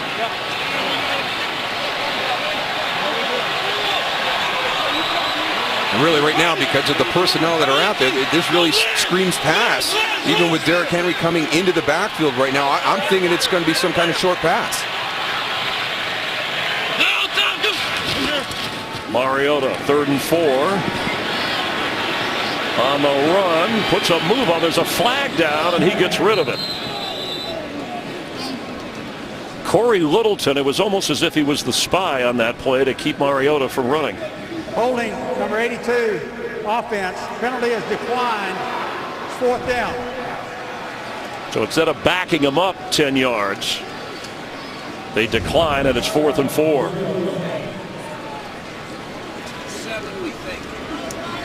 But again, we've talked about this hurry up and the challenges with the personnel and why they do it one way.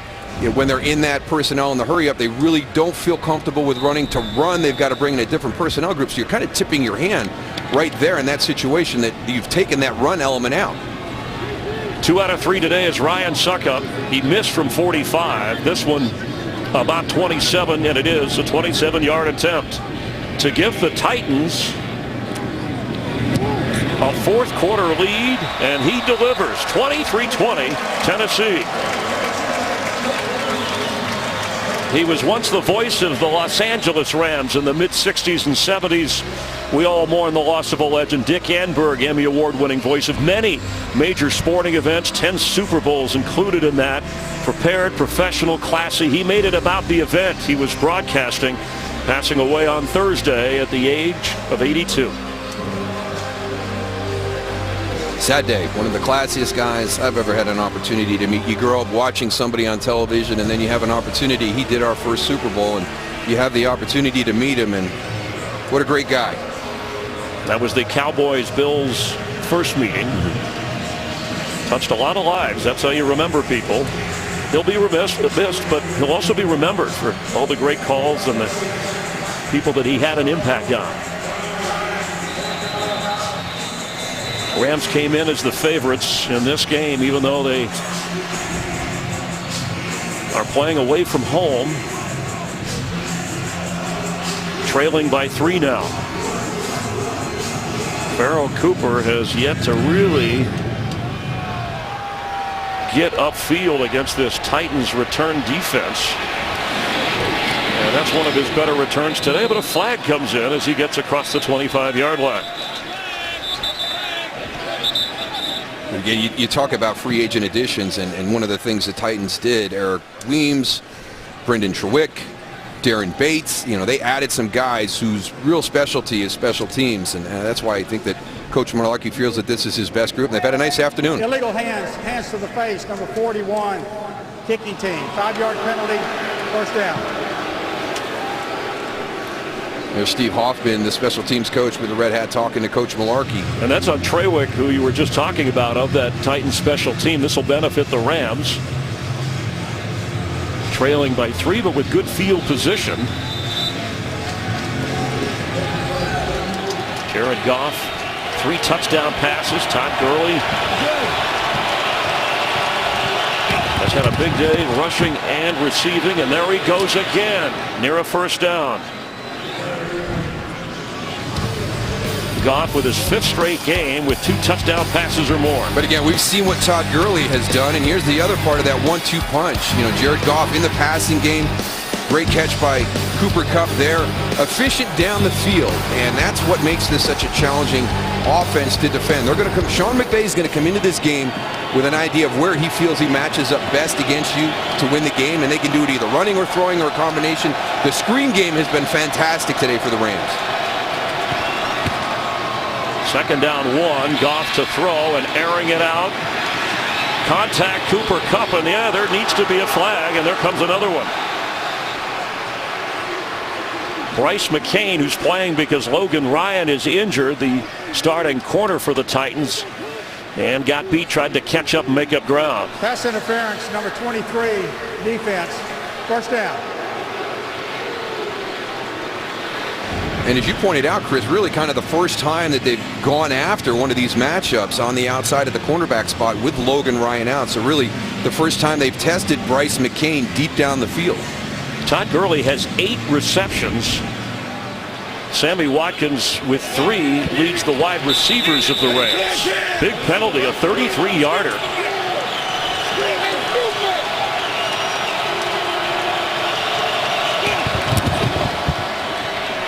Blitz coming, the screen. Slipping a tackle is Gurley and gets out of bounds. So instead of losing yardage, you got something positive out of that. I mean, that's Wesley Woodyard. I mean, he's one of the sure tacklers on this team, and it shows you the strength. We've seen Todd Gurley hurdle people today. We've seen him separate on that 80-yard screen pass for a touchdown with his breakaway speed, and there he shows you the strength that he runs with as he runs out of the tackle of Wesley Woodyard. Picked up 4.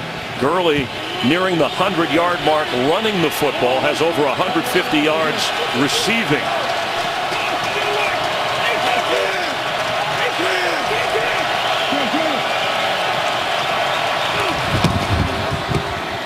Gurley straight ahead.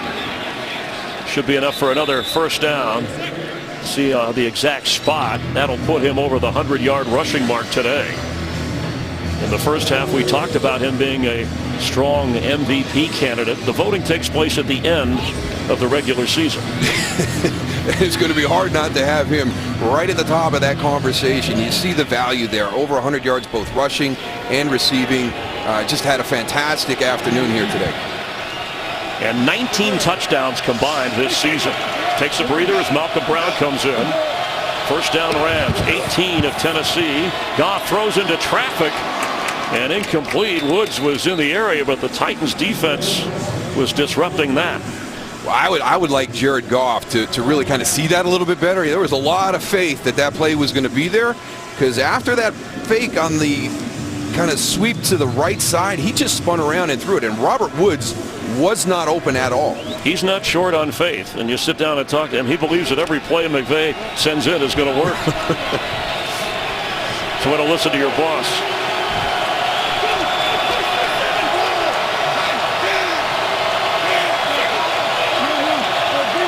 Light rain is falling here. Malcolm Brown with an extra lunge to get down to the 13 of Tennessee. It'll bring up a third down for the Rams. And again, here's the thing that Sean McVay talked to Laura about, coming out for this second half, or when we get into that red zone, we've got to finish drives. We've got to finish drives in the end zone. We all know the situation with Sam Fick and the kicker here. You don't want to put too much pressure on him. He's already missed an extra point and 1 field goal today. This offense needs to get in there and score a touchdown right here and take that pressure off.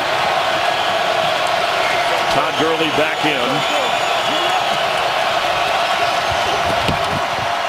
Goff, end zone for Cooper Kupp. He has the catch, but he is in for a touchdown. That's the ruling. If he held on to that and kept his feet in, that was amazing.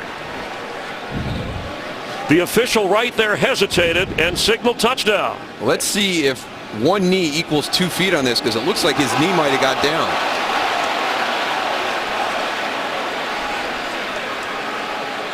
Yep. And crickets in this building. Yeah, and the big thing in today's game, right? Surviving the ground. You're going to the ground. There's the one knee. He's in bounds. Now survive the ground as you finish the process. Well done, Cooper Kupp. The most targeted in the red zone 22 times coming into this game, and a big catch there after he had a major drop on the last drive, and all scoring plays to be confirmed, and that one has just been confirmed by the home office in New York and the officiating crew. What a strike on third down. Goff put it right where it had to be. The extra point critical, and Ficken gets it through. Kupp with a clutch grab. Jared Goff, 4 touchdown passes today. Cooper Kupp, that's a good example. You drop a pass, you fall down, you get back on the bike. Third generation NFL player with a touchdown grab on third down. Ficken to kick off as the Rams now have the lead, and Adoree Jackson will down this, so out to the 25-yard line. Coming up next, America's Game of the Week, and in Seattle they're watching this closely.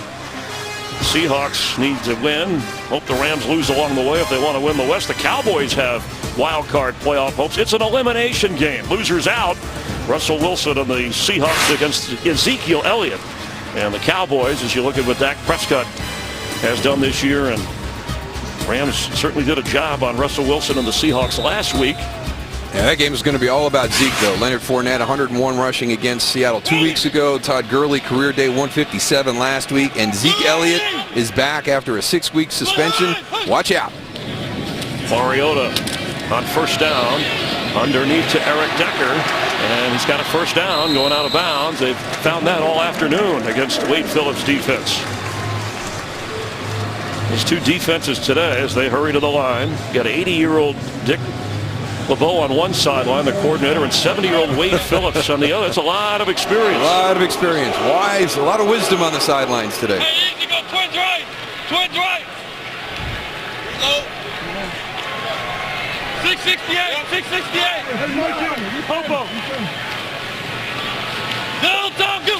Over 230 yards passing today for Mariota.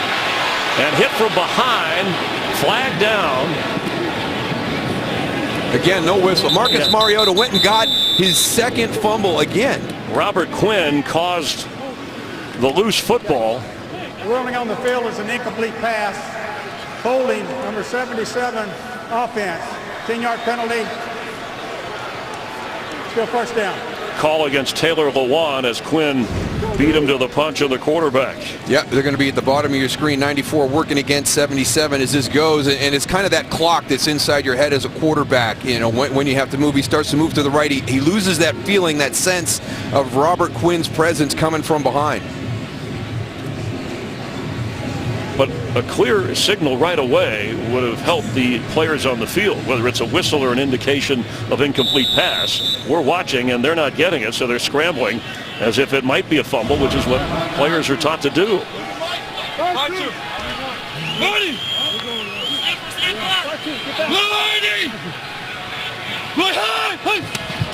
First and 20. Quinn around the back. Incomplete for Decker. Mariota has hung in there with the season a playoff spot hanging in the balance. It opened with an interception, but he's responded well since. Yeah, bad decision, bad throw, but since that point, he's been really playing well. And the confidence he has in his offensive line in the pocket. Here's that scramble for the first down, and I wonder why we're not seeing, not a consistent basis of zone read where he can pull the ball, but maybe the decision for him once in a while to keep this Rams defense honest. Over 230 yards passing as this one is complete to DeMarco Murray. And it'll bring up a third down. Laura. It drives the Titans crazy when we talk about Marcus Mariota and the season that he's having stat-wise, because what they'll all say is what everybody knows in this building. They say he's the toughest guy on our team, the biggest competitor. You don't often say both of those about your quarterback. And they say kind of like a game like this, it does not matter to this guy if he has 300 yards, 400 yards, or 100 yards. Stats do not matter to him. All that does is wins. And that's why he was so frustrated when they went out west and lost to Arizona. And, of course, Jimmy Garoppolo, the great comeback by the 49ers. That San Francisco team is red hot. The Rams finish with them next Sunday at the Coliseum. Mariota, third down, middle of the field, on target, but not being able to hang on as Taywan Taylor, as Johnny Johnson, the rookie safety. It was rookie on rookie, and he knocked it loose. Going to be on the inside of the bunch, number 13, as they come out and push it up a little bit. Now bending it, you got to get back in the middle of the field. That's a tight window to fit that ball. You can see all the defenders converging. Heck of a throw by Marcus Mariota right there. That was a tight window. He put it right where it had to be. Just couldn't hold on, and now Kern is on to punt. Pharoh Cooper backing up all the way inside the Ram 5. And the Titans bottle him up at the 7. Another outstanding special teams play by the Tennessee Titans. Ram defense making it tough on the Titan receivers. Todd Gurley's afternoon, and he's gone over 2,000 scrimmage yards for the season. 8th time a Ram has done that. Rams are backed up, protecting a narrow lead here in Nashville.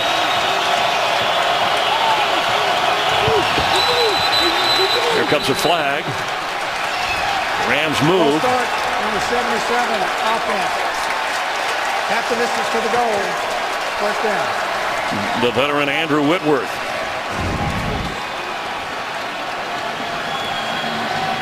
Todd Gurley came into the game today, number 1 in touchdowns, number 2 in all-purpose yards, and number 3 in rushing yards.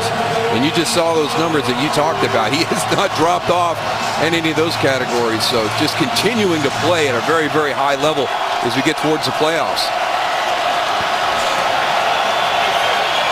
Not in yet. Rams need a win or a Seattle loss. Fake to Gurley from his own end zone, in trouble. Brought down after he got rid of the football. Jarrell Casey, the Pro Bowler, in on Goff.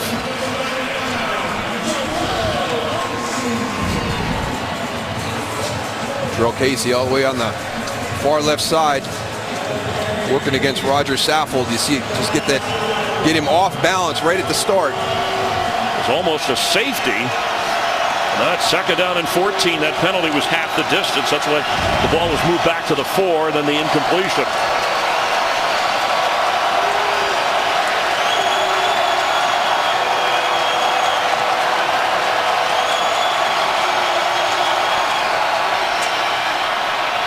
Cooper Kupp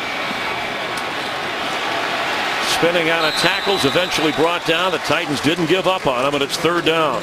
And that's a good point. I mean, he broke a couple of tackles right there. If you're not hustling to the football, there's an opportunity for more yards after the catch right there.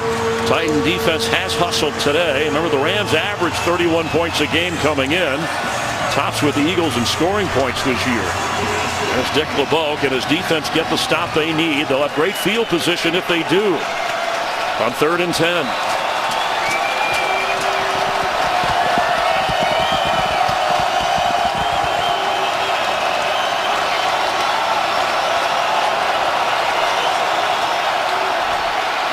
The screen to Gurley. Not enough for the first down. Tennessee gets the hold they needed. And now Johnny Hekker will be standing at his own end zone. Now, those have been the best plays for this Rams offense during the course of the day when we've got Roger Saffold down on the play. But the screen pass has been their biggest weapon against the Titans this afternoon. So finally able to make a stop on a critical play there by Ty Smith. That offensive line we talked about, starting the same group intact all year. And Saffold, one of the longtime Rams in his 8th season. And it was Whitworth who was saying that there's players on this Ram team aren't even sure how the playoff system works. They were asking me about it. I had to tell them, the first round bye here, a wild card there, because can more than one team get in from a division? They weren't. Yeah, they were asking a lot of questions. They haven't been in the playoff conversation, not until this year. Hope that Saffold is okay as the staff taking a closer look.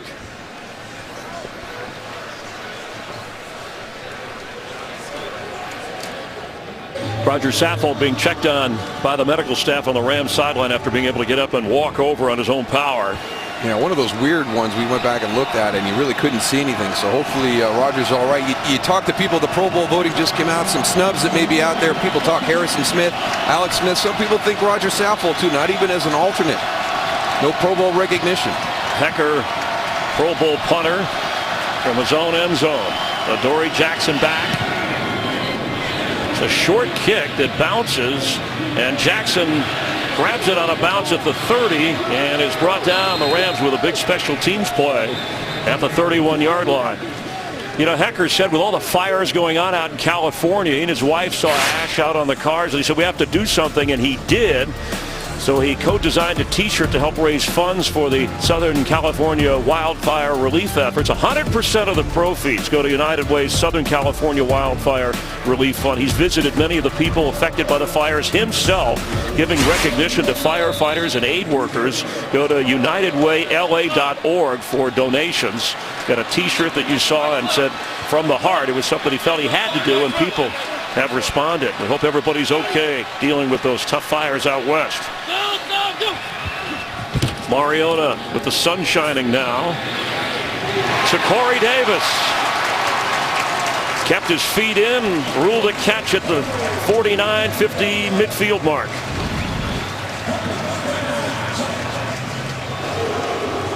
Little combination. Corey Davis on the corner route. Again, you saw the great location, middle of the field throw. That time another one by Marcus Mariota. 19-yard gain, incompletion here. They have rushed that one. It's the simple ones that are hard. Titans have gone toe-to-toe with the division-leading Rams in the NFC West. After losing to Arizona and San Francisco out west. Trying to keep their playoff hopes alive. Easy, go 733, 733.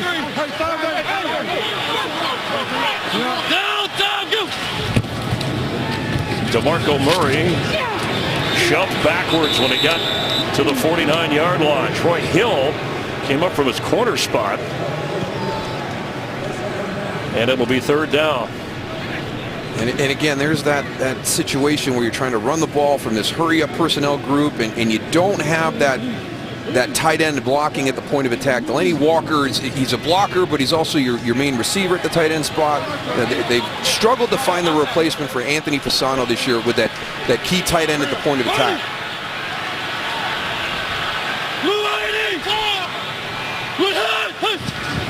Third down 10. Mariota on the move, throws, and toward the sideline, incomplete. Try to get to Corey Davis. Troy Hill on the coverage. An early Merry Christmas, Happy Holidays. Daryl Johnston, Laura Oakman, Chris Myers, the NFL on Fox here in Nashville, Tennessee. 4 touchdown passes, tying a career high for Jared Goff.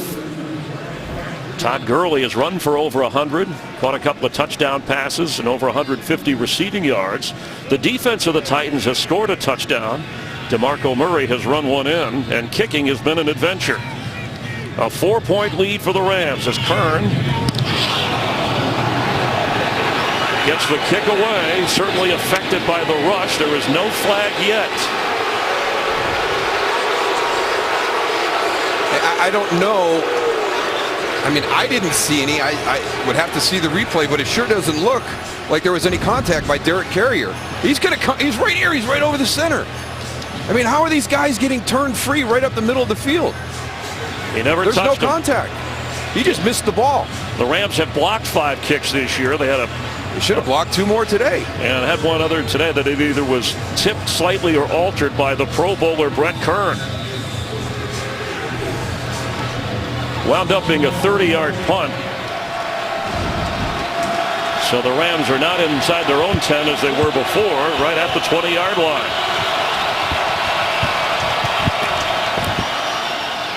Todd Gurley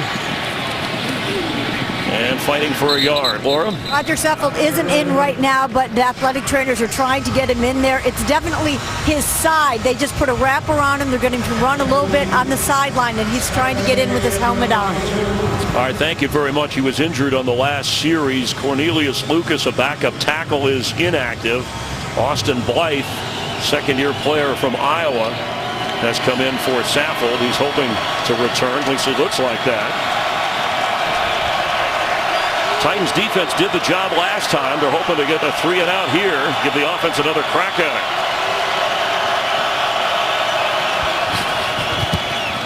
Pressure coming. Incomplete. It was behind Sammy Watkins. And we continue to talk about the pressure that the Rams front can put on a quarterback, and we've seen it here this afternoon from the Titans as well. Good edge rushers. Derek Morgan is back on the outside. Jarrell Casey in the middle. So they're great against the run. They really play the run well. So you want to throw the football a little bit more, and they're starting to get some pressure onto Jared Goff.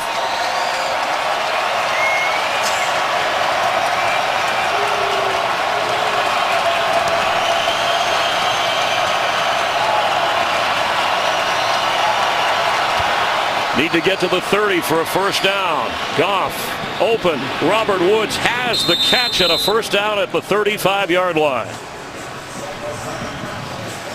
And Woods was a player, when we sat in the meeting, said some teams don't like talking about the playoffs, but we do. We know what's in front of us. We know what's at stake. And after missing 3 games with injury, he's come back just in time. They like to keep it week to week. Well, this week they finally can, because if they win this week, they're in the playoffs. So, Sean McVay has been open about what's at stake for him.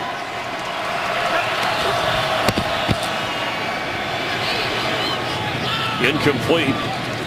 That was a third down conversion. They got 13 for a first down, and the Cooper Kupp touchdown, the go-ahead touchdown, was on third down. So they've had some moments where they needed to be clutch against this Titans defense, and Sean McVay has, at least so far, sent in the right plays. At age 31, more influenced by his father, who's a general manager at a TV station close to retire, than really anybody else. Yeah, he has Mike Shanahan and John Gruden coaching influences, and his grandfather, who was with the Giants. On the doorstep of the postseason as Gurley gets to the 40.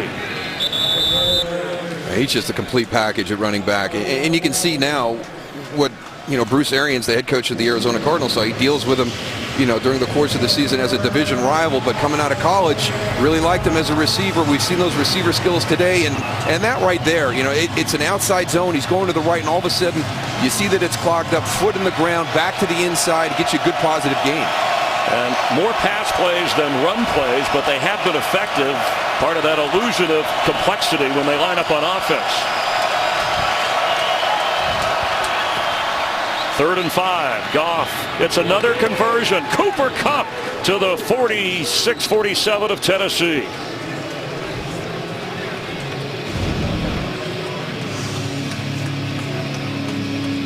Little trips out to the outside, and there's your combination. One goes out, one goes in, and then Cooper Kupp finds the soft spot in between.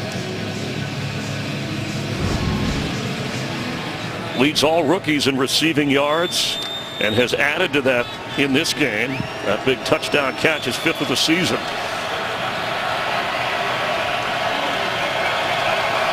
Goff over 300 yards passing. Gurley with nowhere to go. Game break time. Carissa, what do you got? Well, Chris, I got Carolina. What a game this was. They were down 19-15. Cam Newton drops the snap, but still able to take it in himself. The Panthers leading 22-19 with 35 seconds left. Chris? All right, thank you for keeping us updated. The Saints have a 10-point lead at home over Atlanta. That certainly is important to the postseason discussion. Carolina clinches a playoff spot with a win. Division, that could be a battle with the Saints in the NFC South. Todd Gurley, bottom of your screen as a receiver after a loss of 1. If I'm the Titans, I want to know where he is. For Robert Woods, pushing and shoving, no flags, and no catch. Well, we just talked about how good a receiver Todd Gurley is. He got a matchup with a linebacker. I would want him to do more than just step off the ball. Watch 30. He's just going to step back. Robert Woods inside is where the ball is going to, and just a little bit too far to the outside. Can't make the adjustment.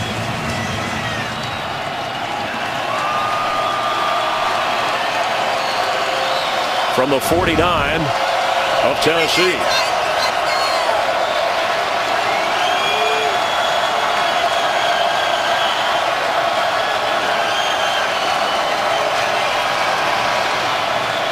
Pressure coming up the middle. Goff's throw incomplete. He had to get rid of it sooner than he wanted to, but The Titans dug in. Here comes the punting unit for the Rams. Yeah, that incompletion was created by the defensive line. They impacted the throw of Jared Goff because he had Josh Reynolds breaking open with enough yards for the first down. But a few first downs changed the field position situation pending the Hecker punt and the return. Takes time off the clock. Titans do have all 3 of their timeouts. 2-minute warning. There's about 3.5 to play here in the fourth quarter.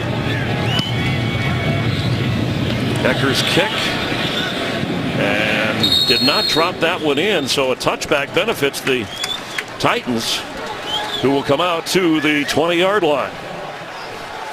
Well, it's been an interesting game. You can see these teams why they're on the fringe of the playoffs. Won a division title, and Tennessee still has hopes there as Jacksonville leading the AFC South and playing later. So if you're Marcus Mariota and you're the Titans here, how careful can you be given down 4 and the time left in the game?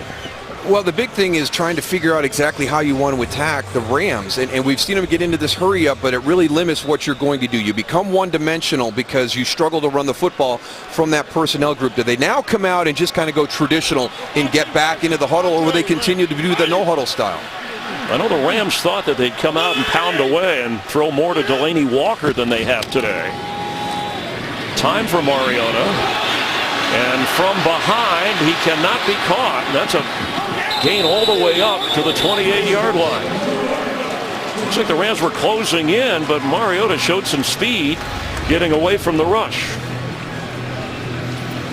And you can see right there the struggles with the run game today. 13 rushes, only 37 yards for DeMarco Murray. So they're not having that success even with some of their kind of heavy personnel groups that they feature the run. And Delaney Walker, only 2 catches, came in as their leading receiver. After an 8-yard gain, straight ahead for a first down. DeMarco Murray up across the 35-yard line.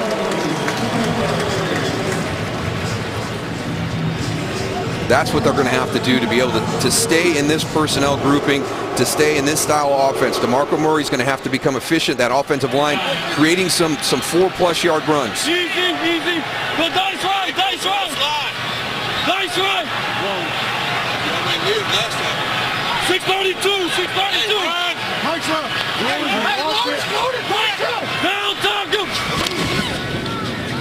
DeMarco Murray knocked down at the 39-yard line. Corey Littleton and Alec Ogletree. Ogletree, the Rams' leading tackler, making the stop. And in the fourth quarter, Mariota with 8 game-winning drives. We saw one earlier this year against the Colts. Looks like we have an injured player, and it's DeMarco Murray. Slight rain falling once again.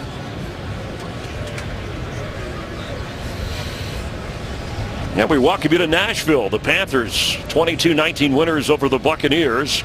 Rams have a 4-point lead with under 2.5 to play. Daryl Johnston, Laura Oakman, I'm Chris Myers. Hope you're enjoying the NFL on Fox on this Christmas Eve. Our producer Fran Morrison, director Brian Lilly, Chirag Devasker helping out in the truck, and our terrific audio crew. And there goes 29, DeMarco Murray into the pile.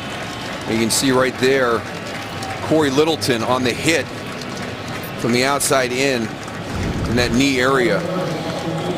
Help to the sideline. That is not a good sign for the Titans. 15 carries today for DeMarco Murray, who also had 3 catches, and Mike Mularkey will lean on Derrick Henry.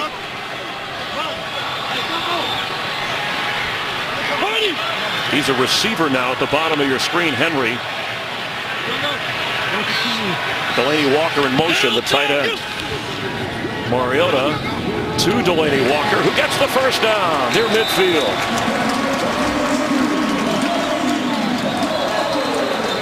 The 2-minute warning. Mariota will take us to that. The difference so far in this game. Jared Goff to Cooper Kupp. 4 touchdown passes for Goff, but the Titans are on the move. Correction here, Walt Anderson late on a timeout called by Tennessee before the 2-minute warning. So there's 2:05 to go, 2 Titan timeouts. And Mariota from midfield to throw. Corey Davis watches it sail out of bounds, and now we have reached the 2-minute warning. Thanks for hanging in there with us.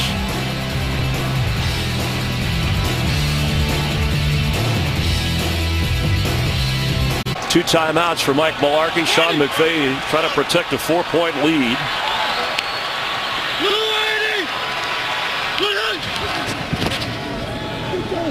Mariota's throw to the sideline and incomplete.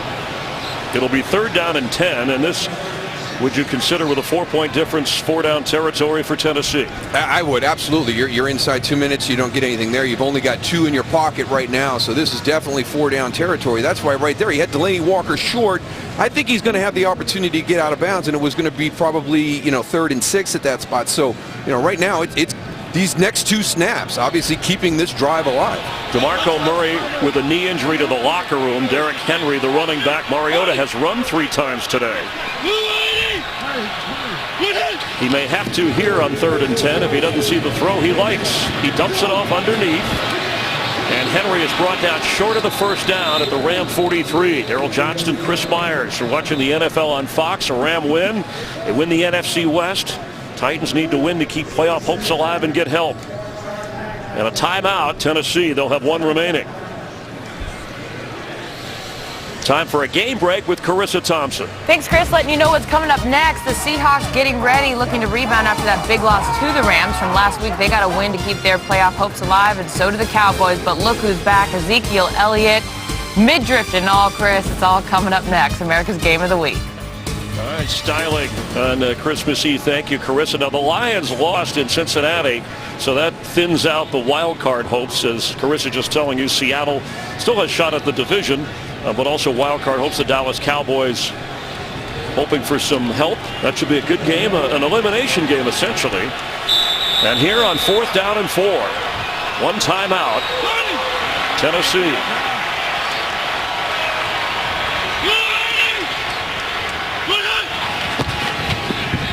Mariota hesitates, fleet of foot, but he can't outrun Connor Barwin.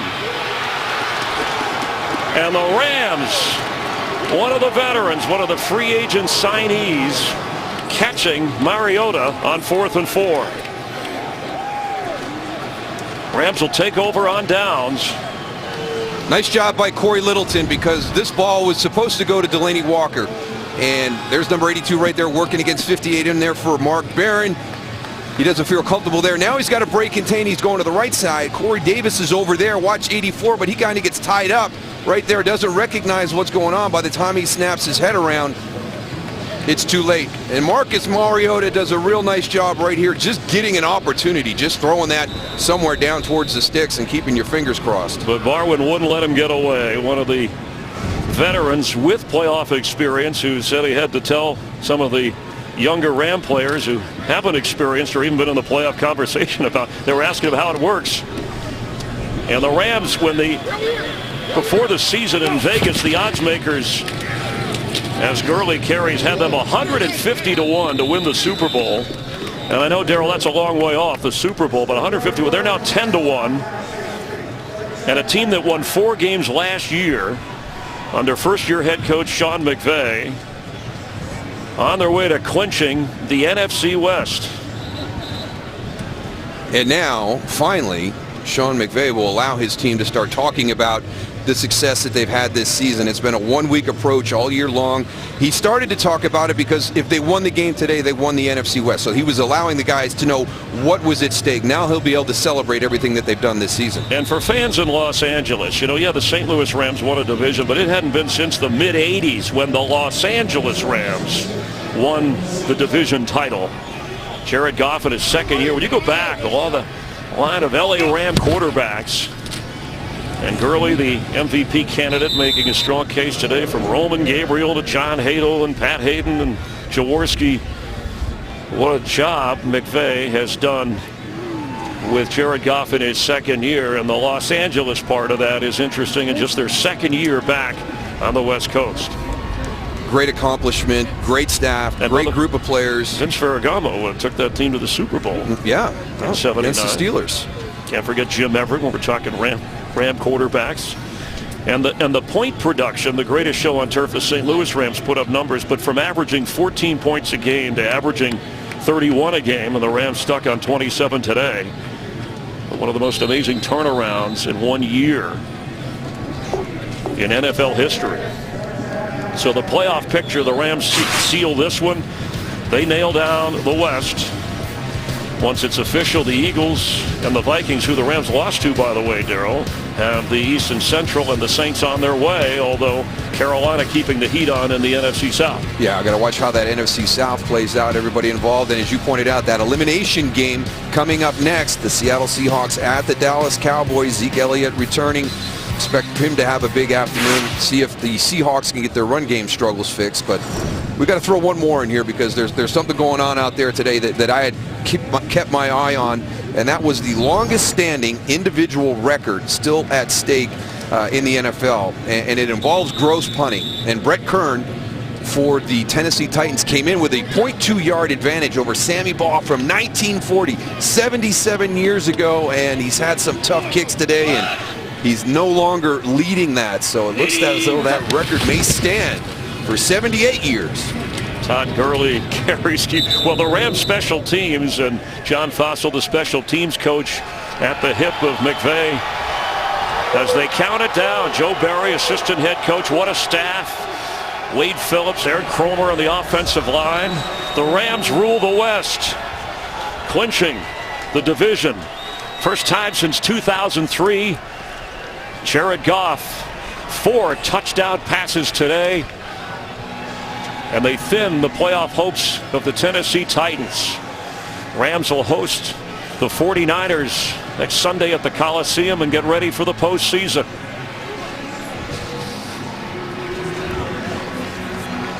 Daryl Johnston, Chris Myers, Laura Oakman, our entire crew. Thanks for being with us on this Christmas Eve where the Rams hang on 27-23. Congratulations to Los Angeles. Now to Kurt Menefee.